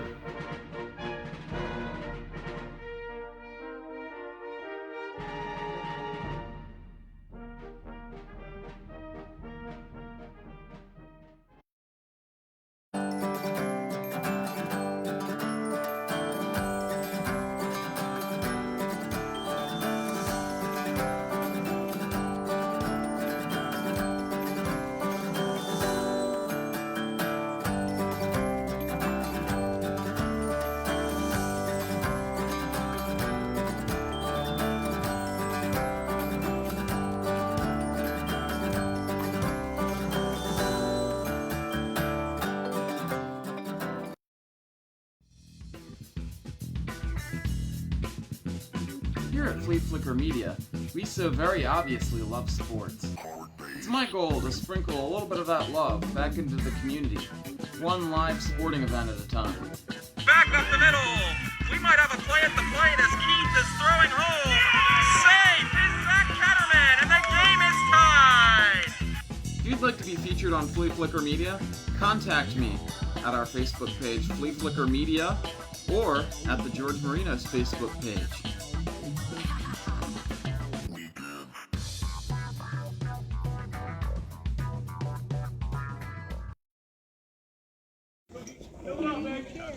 On for Cashtown to try and presumably get the final 6 outs is Liam Cook.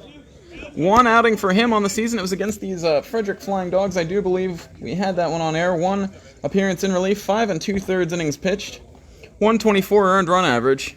He was scoreless through, I believe, the first 4 innings in that game before getting touched for 3 unearned runs and 1 earned run at the end of that ball game as Frederick came back to take the lead before Cashtown ultimately rallied to win the game. 7 strikeouts, 2 walks, 8 hits, and his whip is 177 during the regular year. This one chopped on the ground to first. Coons will get it and pitch it to Cook. And they'll get the fast-moving Gavin Williams for out number 1 here in the 6th. Bottom at third of the order for Frederick. And after Williams, it's a pair of guys that are a combined 0 for 4 on the day. So 5 innings for Kunkel.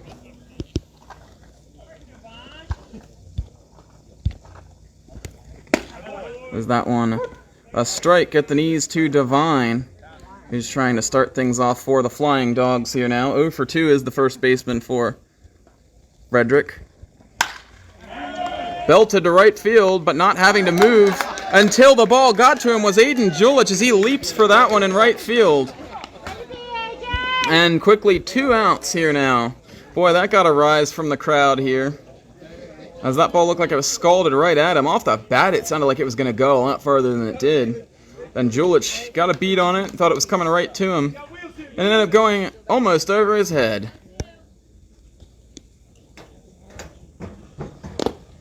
That one misses down and into the number 9 hitter, Ian Eberle. We do apologize. The Zoom feature is not working right now very well, so when this thing heats up, the screen becomes tough to touch here. It's really heated up here as we've gotten into the middle and later innings of this one. Frederick, seeing Eberle looking to go with 2. Be a tough gig for them to try and score 4 in the 7th to keep the game going, but it's what they're looking at right now if Eberle can't reach and keep this thing going.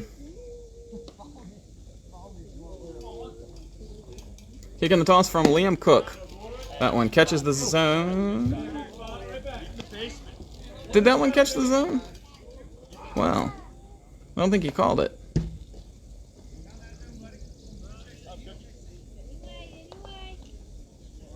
Here's the kick and the throw from Cook. That one catches the zone. Ever since that phantom strike, non-strike call controversy that we had all the way back in the 3rd inning, I'm not trusting anything that's close to the zone where there's no sound from the umpire, because somehow he snuck a strike in there with no sound. Lash to right field. That one down the line. It is called a fair ball. Eberle racing for second. They say that one goes out of play as Julich up into the cornfield. He's up on top of the hill. As Aiden Julich coming down from the shrubbery, and that looked like a foul ball. That looked like a foul ball from here, and this is what...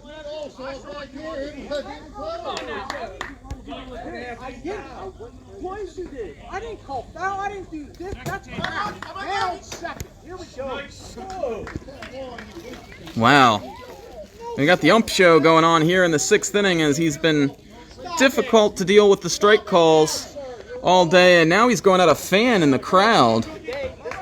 He's going at a fan. He just told someone in the crowd to knock it off, and I got to tell you, he's brought this on himself with some of the nondescript ball and strike calls here today, and now that one that looked clearly foul, but close enough to the line. Eberle gets the double.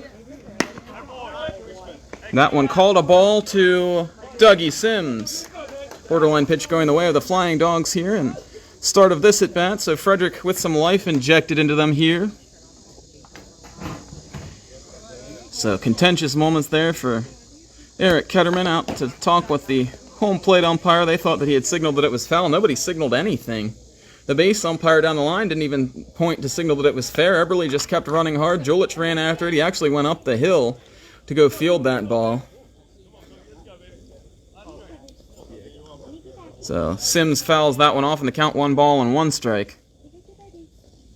I do apologize. I don't want to get on the umpires here either, but you know, when they do something that makes me look bad on the broadcast, that's very frustrating. This one hits Sims up and in, and there's 2 on now. The tying run will move into the on-deck circle for the Flying Dogs. Sims down to first, and Nate Kessler to the plate. He ripped an RBI single his last time up. That was last inning. So the double for Eberle is the 9th Frederick hit of the game. Cashtown has 7. So glad that you've tuned in here with us on Flea Flicker Media to watch this elimination game. The Frederick Flying Dogs, down from the get-go, they trailed by as much as 8 at one point. They've carved that in half. The tying run in the on-deck circle, and one of their best hitters, Kevin Kopes. And now Kessler up there.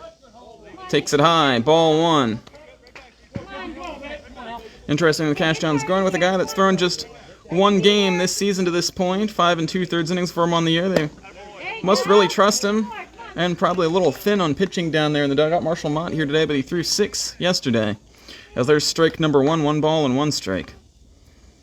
Cook proving that he's capable. He's got the first 2 outs of the inning, and now he's going to step off.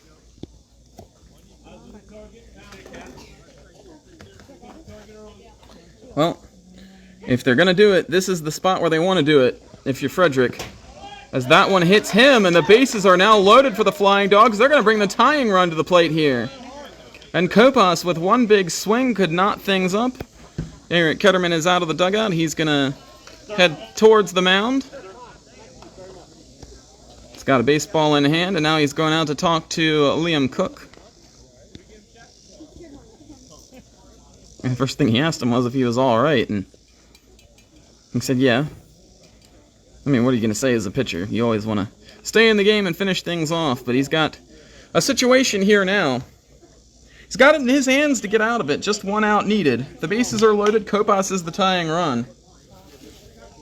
And always difficult in a situation like this as a hitter to not try to do too much, because he knows he's the tying run. But it's just as valuable for him here to drive a 2-run single back up the middle, because that makes the work much easier for them in the 7th, should they still need to rally at that point. And it's tough to hit home runs in the South Penn League. It's tough to hit home runs in this ballpark. Kopes doesn't have 1 on the year. 8 doubles, 3 triples, as we mentioned earlier. And things getting interesting. The sack's packed with Flying Dogs. They're trying to fly their way back to a tie game here in the 6th. Called a strike at the zone as Cook saves his best pitch for the biggest moment of the ball game. Kopes, 1 for 2. He walked in the first inning. He singled his last time up. Here comes the 0-1 offering from Cook. Kopes flies this one to left center deep. King there for the catch. And the Pirates dance into and out of trouble. Here in the 6th, they still lead by 5. As we head to the bottom of the 6th inning, Cashtown will look to extend their 4-run lead once again and then get 3 outs and sprint into the semifinals against the Littlestown Dodgers. Back with more here on Flea Flicker Media.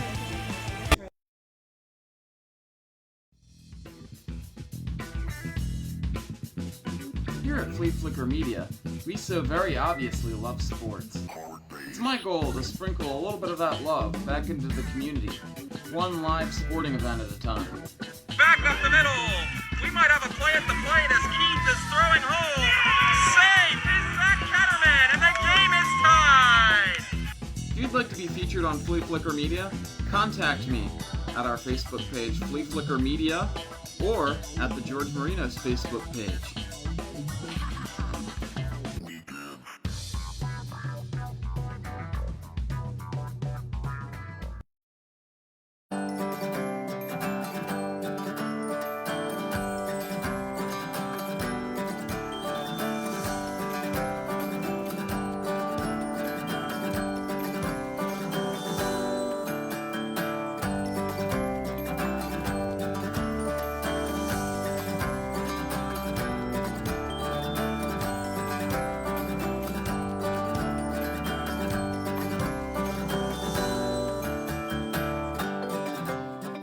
Hello, this is Battlefield Military Museum Incorporated.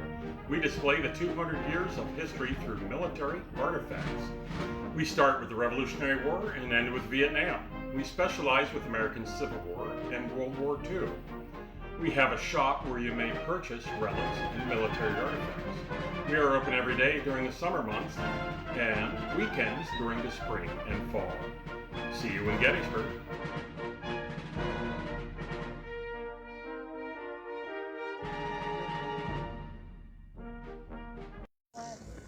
Back to the ballpark here for the bottom of the 6th. We swear we only missed 1 pitch for you guys, but we're back here. Ball 1 outside to West Coolball, ball 2 inside to West Coolball, as Matt Hughes continues his 4th inning on the hills. He's been a breath of fresh air. This one is smashed to left field. That's going to get down in the corner. That goes out of play down the left field line, and Coolball will have a leadoff double here at the home of the Cashtown Pirates in the bottom of the 6th. Really is hard doing a broadcast here without our manual zoom feature. Gotta put the finger down on the bar here and move it back and forth. The pinch and pull isn't working anymore because the screen's too hot. So I do apologize for that, folks.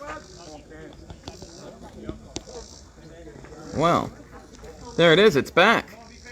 Maybe I was pinching and pulling in the wrong spot. Coons to the plate now for Cashtown as Coolball will step off here. Or we'll force Hughes to step off.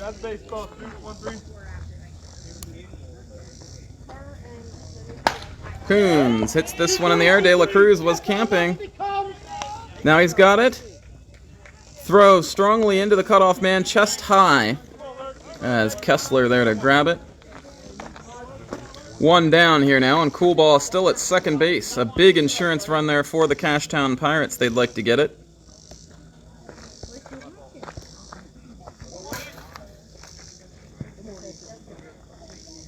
Ethan Ketterman working on a 3-hit day. He's got a pair already. 2 singles to the left side. 2 for 3 on the afternoon. They throw behind to Coolball at second. Sims there to receive it, but Coolball in safely. And Frederick spent a lot of time paying attention to the base runners here. That was even before Cashtown executed a double steal back in the, I think that was the 3rd inning. Ketterman bangs this one foul off himself, and the catcher Moore almost snapped that up on the go. A la Patrick Waugh in his Colorado Avalanche days. The hockey references are strong today. Just kidding, that's probably the first one we've had. No balls and 1 strike to Ethan Ketterman. That one misses down low. Here goes Coolball for 3rd. The ball beats him there. He is out. Second caught stealing of the day for the Pirates as Moore guns him.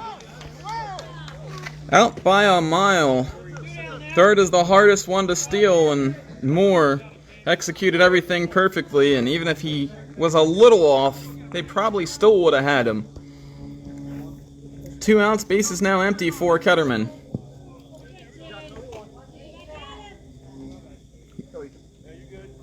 Hughes to the rubber, the kick, the throw. That one misses.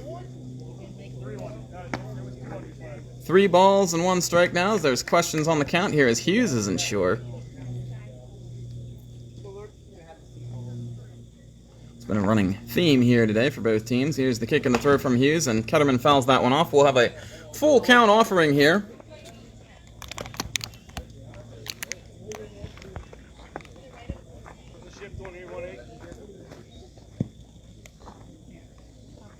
Ketterman trying to get things going again here with Liam Cook on deck. Hughes trying to shut things down and get his team back to the bat rack, and he does. It's strike 3 to Ketterman. Hughes stomps off the mound. Frederick, simple formula for them. They need 4 in the 7th to keep this season alive. Anything less than the Cashtown Pirates will be partying on into the semifinals. Back with the conclusion of this great game here on Flea Flicker Media in a moment. Hello, this is Battlefield Military Museum Incorporated. We display the 200 years of history through military artifacts. We start with the Revolutionary War and end with Vietnam. We specialize with American Civil War and World War II. We have a shop where you may purchase relics and military artifacts. We are open every day during the summer months and weekends during the spring and fall. See you in Gettysburg.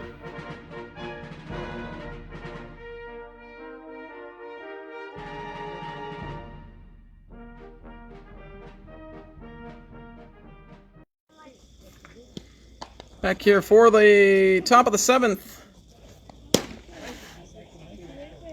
Frederick is going to send 4, 5, and 6 to the plate, the heart of their order. Makis De La Cruz, Calvin Sickler, and Kurt Moore. As Kopas batted as the tying run in the last inning, it flew out to Chase King in the left center field gap. It'll be Liam Cook continuing on the hill. Not a save situation as he entered with a 4-run lead in the 6th, but it sure feels like one. A save our season situation for Cashtown. Is no room to play with here in terms of losing a ball game. No room to play with here for Frederick as they trail by 4 heading to the last of the 7th. Take a look at the rest of the scoring summary here. Cashtown led it 6-0 going into the bottom of the 3rd. With 1 out, Ethan Ketterman singled to left field. Liam Cook walked, and then J.C. Collins walked. Travis Black with a fielder's choice ground out to short that allowed a run to score to make it 7-0. And then Aiden Julich with a single to make it 8-0. In the top of the 4th inning, Gavin Williams ripped a 3-run homer for Frederick to make it 8-3. That scored De La Cruz and Moore. And then in the top of the 5th, a couple of more runs scored for them as Cook blows this one by De La Cruz. Dougie Sims singled to lead things off that inning. Nate Kessler with an RBI single. And then Kevin Kopas with a single, and the ball not ruled an error as it went through the shortstop's legs afterwards. I guess they're giving him an RBI on that one. Swing and a miss by De La Cruz, no balls, and 2 strikes here. To begin the 7th, we play 7 in the South Penn League. It's go time for the Frederick Flying Dogs. Seems to be an unusual situation for them. It seems a lot of times when we're here, they have the lead going into the 7th against Cashtown, and it's Cashtown pulling off the rally. And boy, it would be quite a spectacle if Frederick could turn over this lead. De La Cruz starts it off with a bang. Ground ball, or line drive, to left center. And cheers erupting from the Frederick dugout. And unlike Thursday when they were missing a large part of the bottom 3rd of their order, they've got a lot of those veteran bats back in here again. It's 10 hits now for Frederick. Calvin Sickler to the plate, he's got 1 of them. A single back in the 2nd inning. Pickoff throw, De La Cruz, that was all too close for Frederick. Really, honestly, he shouldn't be going anywhere if they're holding him on, but this team and other teams across the South Penn League seem to like to steal when they're down. There's a strike to Sickler. Cashtown put, to this point, what's been the most recent run on the board in the bottom of the 5th inning. Chris Shackle led off with a double. He advanced to 3rd on a fly out by Wes Coolball, and Zach Coons brought him home with a fly ball to center field for a sac fly. This one grounded to left field, and things happening for Frederick in a hurry here in the 7th inning. As that ball kicks away, now they might have a play on De La Cruz at third, but no. And that's going to be a throwing error on Shackle as that ball comes in and hops between the legs of Ketterman. So an extra 90 for the Flying Dogs. The first two on with nobody out, and boy, it's nervous time. It's sweating time. We said all the time about Cashtown magic in this ballpark. There just feels to be some kind of magnetic pull towards this Frederick offense, keeping their team in the game. Kurt Moore up, 1 for 3 on the day, takes a strike on the inside corner. Just over the 2-hour mark for this one, 1 hour and 1 minute on the show. And it's the Frederick Flying Dogs putting a little bit of a rally together here in the top of the 7th. It was 8-0 at one point in time. Pickoff throw back to first. De La Cruz going about a quarter of the way down the line at third. He's not going to try that here, once the ball gets away. The extra 90s can be helpful because they can help prevent force outs and stuff in this situation, but until a guy's the tying or go-ahead run, those extra bases aren't going to mean a whole heck of a lot yet. Collins out to the mound to talk things over and probably telling Cook just to worry about the batter. Seems to be a sound strategy. Remember earlier on when I said this was feeling like a 9-8 game, and Cashtown already had the 9. Moore chops this one on the ground. That's through into right field. Sliding into second base, sliding around second base is Sickler. De La Cruz scores to make it 9-6. 3 straight hits for Frederick. And Eric Ketterman going out to the mound, and I wonder if he's bringing the hook, and if he is, who is coming into this game. I'm not sure who they have left down there. As this has been 3 games and 4 days of baseball, that'll be it for Cook. As Frederick gets to him this time around after his mostly successful appearance in the regular season. So Cook departs, Cashtown leading at 9-6, and we'll keep it right here as all the drama of a Game 7 is unfolding here in a winner-take-all Game 3 of the South Penn quarterfinals. So it looks like Wes Coolball is the one towing the slab right now for Cashtown. This is a save situation for him. It's 9-6. The tying run is at the plate.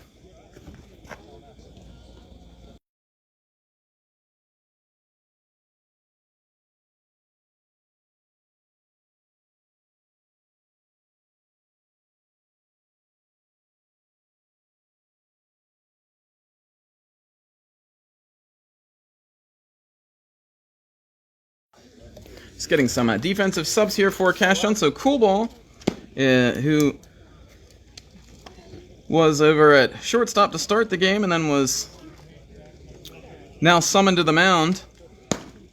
Liam Cook's going to go from the mound back to third, and Ethan Ketterman will be at shortstop now. So Coolball will take over, and Wes Coolball, no pitching appearances listed for him on the season, so he's thrown right into the fire here in the 7th inning of an elimination game with the tying run at the plate. And coming to the dish is the man who delivered the big blow for Frederick here today, a 3-run home run back in the 4th inning. He's got the power to tie it here. Still nobody out, so him just reaching base is of value for the Frederick Flying Dogs. Those of you fans watching back home, if you're getting nervous, whichever team you're cheering for, leave us a comment in the comment section. This is nail-biting time right here.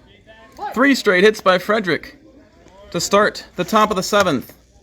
Gavin Williams at the plate. Homered earlier in this one. He takes a strike.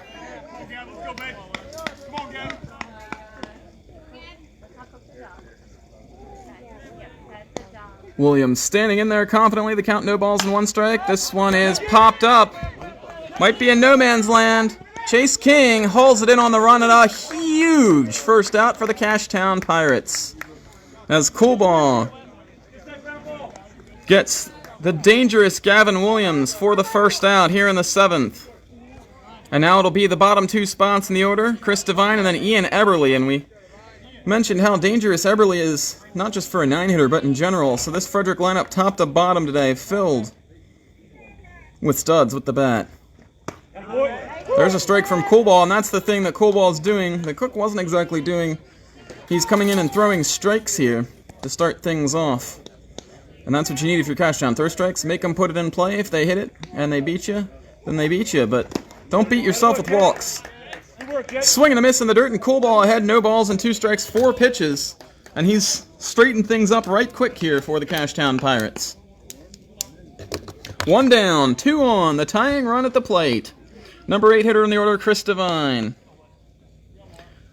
The kick and the throw from Cool Ball. This one popped up. That's going to leave the playing surface.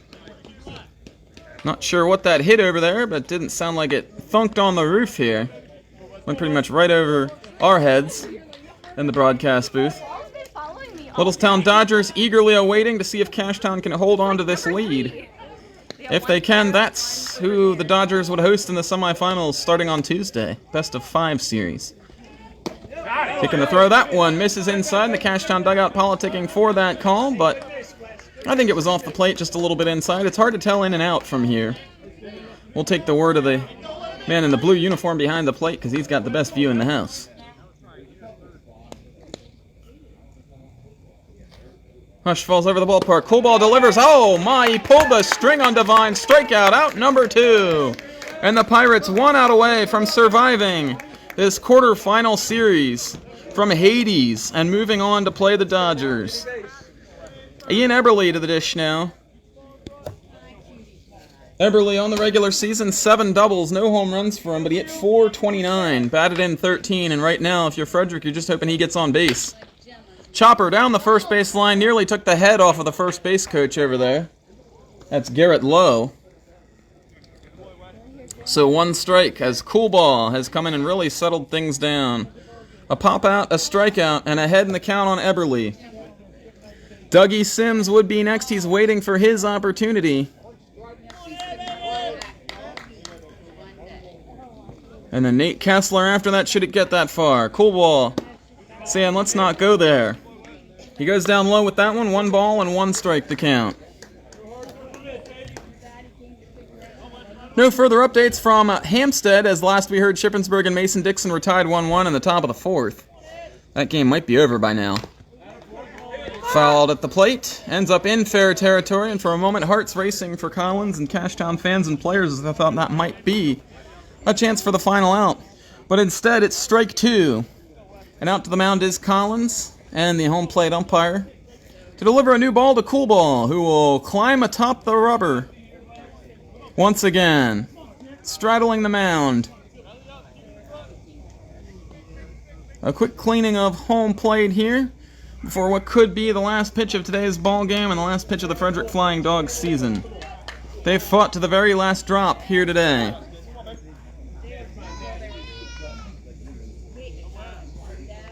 The runners take their leads. Here's the kick, the throw, swing and a miss, and the Cashtown Pirates are a throw away from completing it. Down to first, and J.C. Collins and the Cashtown Pirates are victorious here in the South Penn quarterfinals. So good morning, Littlestown. The Cashtown Pirates are headed over there on Tuesday for the beginning of a best of 5 series with the number 2 seed in the South Penn League. Got word from Hampstead that the Shippensburg Stars are leading the Mason-Dixon Rebels 4-2 in the bottom of the 7th. Mason-Dixon trying to keep their season alive at home in a series where the visiting team has won every game. In this series, the home team won every game. It's Cashtown winning game 3 to take it 9-6 and the series 2-1. As the teams go through the handshake line, slapping hands here at home plate, the Pirates will advance on to face the Dodgers. It's Cool Ball. Boy, what a job for your first pitching performance of the year. Comes on and gets 3 outs. As Chase King and company celebrating here as the Pirates move on to what's going to be a titanic showdown in the South Penn semifinals. Other series yet to be determined. It's either going to be Ship or Mason-Dixon to play Hagerstown. We'll be back with interviews and a recap of this one in a moment here on Flea Flicker Media. Won't you stay with us for a little post-game action?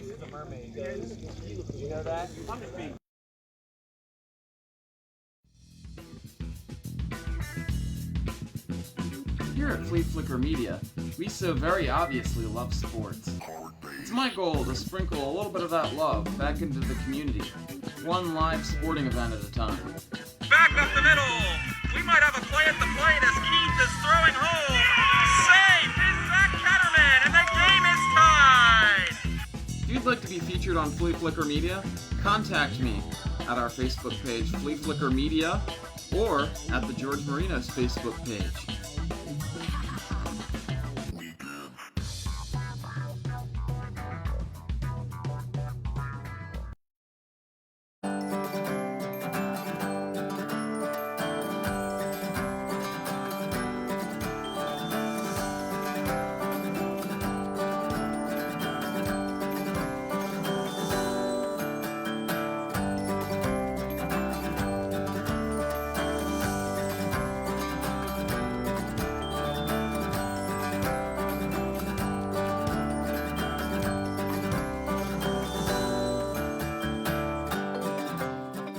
Hello, this is Battlefield Military Museum Incorporated.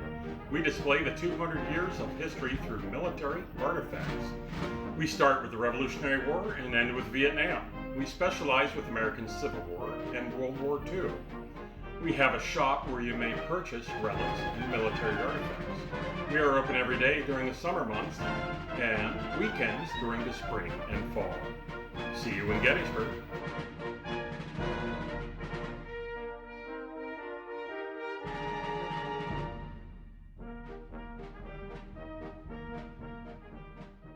My name's Chris Shackle, and you're watching South Penn Baseball on Flea Flicker Media. Alright, so we're here with the player of the game, Wes Coolball. The closer today for Cashtown. I said on the broadcast that this was your first pitching appearance of the year because that's what I had on the stat sheet there from Game Changer, but this is actually your second or third pitching appearance, you said. For your second or third, that's still pretty incredible to be thrown in the fire like that without much pitching record this year. What was that like for you when you got the call in the 7th inning? Just coming in, doing my job, doing what I needed to do, throw a lot of sliders, mixing the fastball here and there, throwing strikes, trying to get strikeouts here and there, but, do my job. Did it hit you at that moment, like the season's on the line here, like we haven't lost in the first round in a good many years, and this is it right here, No, not necessarily. We still had a good two runs of so I just get in there. I knew I could come in there, do my job. Save for you today. Have you ever gotten a save at any level pitch? Yeah, all throughout high school. That was my role, closer role. You were prepared for this role from the high school season. Yes, sir. Yep. What's it like working with the manager Eric Ketterman, both with high school and him having the trust then Cashtown to put you in a spot like this? Yeah, I love it. So, so far, it's fun to play here in high school. Maybe next year I'll get to play here again with them. Now, and that's that I've been thinking about for a while. A lot of people have been talking about. What are your thoughts in there? As a lower seed to play the. Yeah, I don't know much about. Or what are they? 2 seed? They're the 2 seed. Yeah, we got a pretty good team here at Cash. Go in there, keep doing what we're doing, making good contact, scoring runs, pitching lights out yet again. So. All right, hey, thanks, Wes. You go celebrate. Have a good time. Thank you. Yep. You too. Hey, what?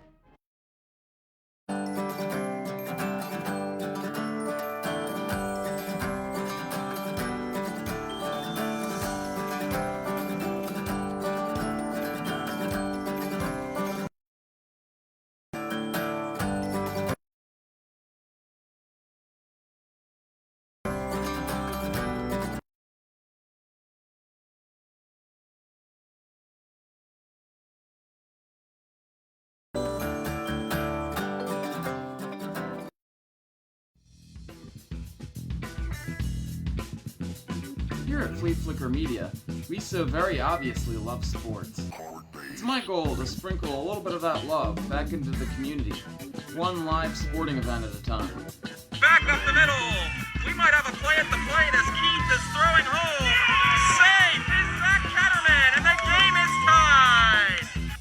you'd like to be featured on Flea Flicker Media, contact me at our Facebook page, Flea Flicker Media, or at the George Marinos Facebook page.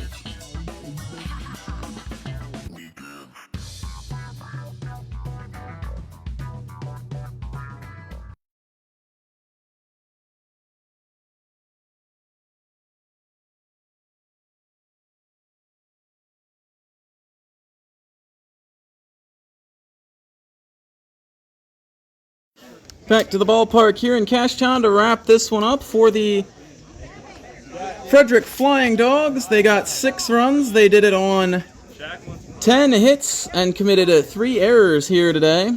The Cashtown Pirates get their 9 runs. They do that on 9 hits, no errors for the Pirates. Or they do that on 7 hits, excuse me. No errors for the Pirates. So the win goes to Austin Kunkel. He's 1-0 on the postseason. The loss goes to Eric Turvin. He's 0-1, and that finishes his postseason run. The save to Wes Coolball, his first of the postseason. You heard Wes talking about being the Gettysburg High School closer this year and getting 7 saves pitching for manager Eric Ketterman during the high school season. So Ketterman knew exactly who to call on here in the top of the 7th with the season on the line for the Cashtown Pirates. 1 hour and 8 minutes on, or 2 hours and 8 minutes on the time of game, excuse me. This is George Marinos for Flea Flicker Media. We're happy that you tuned in here with us at the home of the Cashtown Pirates. Cashtown will now move on to face Littlestown on Tuesday at 6 p.m. in game number 1 of the semifinal series. It'll be a format which sees Littlestown hosting games 1, 3, and 5 if necessary, and Cashtown will host 2 and 4 if necessary. No final score yet from Hampstead, but Shippensburg was closing in on a victory at Mason-Dixon to win that series and go on to rematch the 2021 South Penn League Finals with Hagerstown. And if that's the case, we'll have 2 great local rivalries in the semifinals, with the survivors of those games facing off in the Best of 5 South Penn Championship Series a week and a half from now. So for the Frederick Flying Dogs, the season comes to an end, and what a season it was. They finished 12-15 on the regular season, go 1-2 in the postseason, held that number 5 seed for a lot of the year. Arguably the best offense in the South Penn League this year, and they played the most exciting games as they had the highest number of average runs scored per game between both teams in their games in the league this season.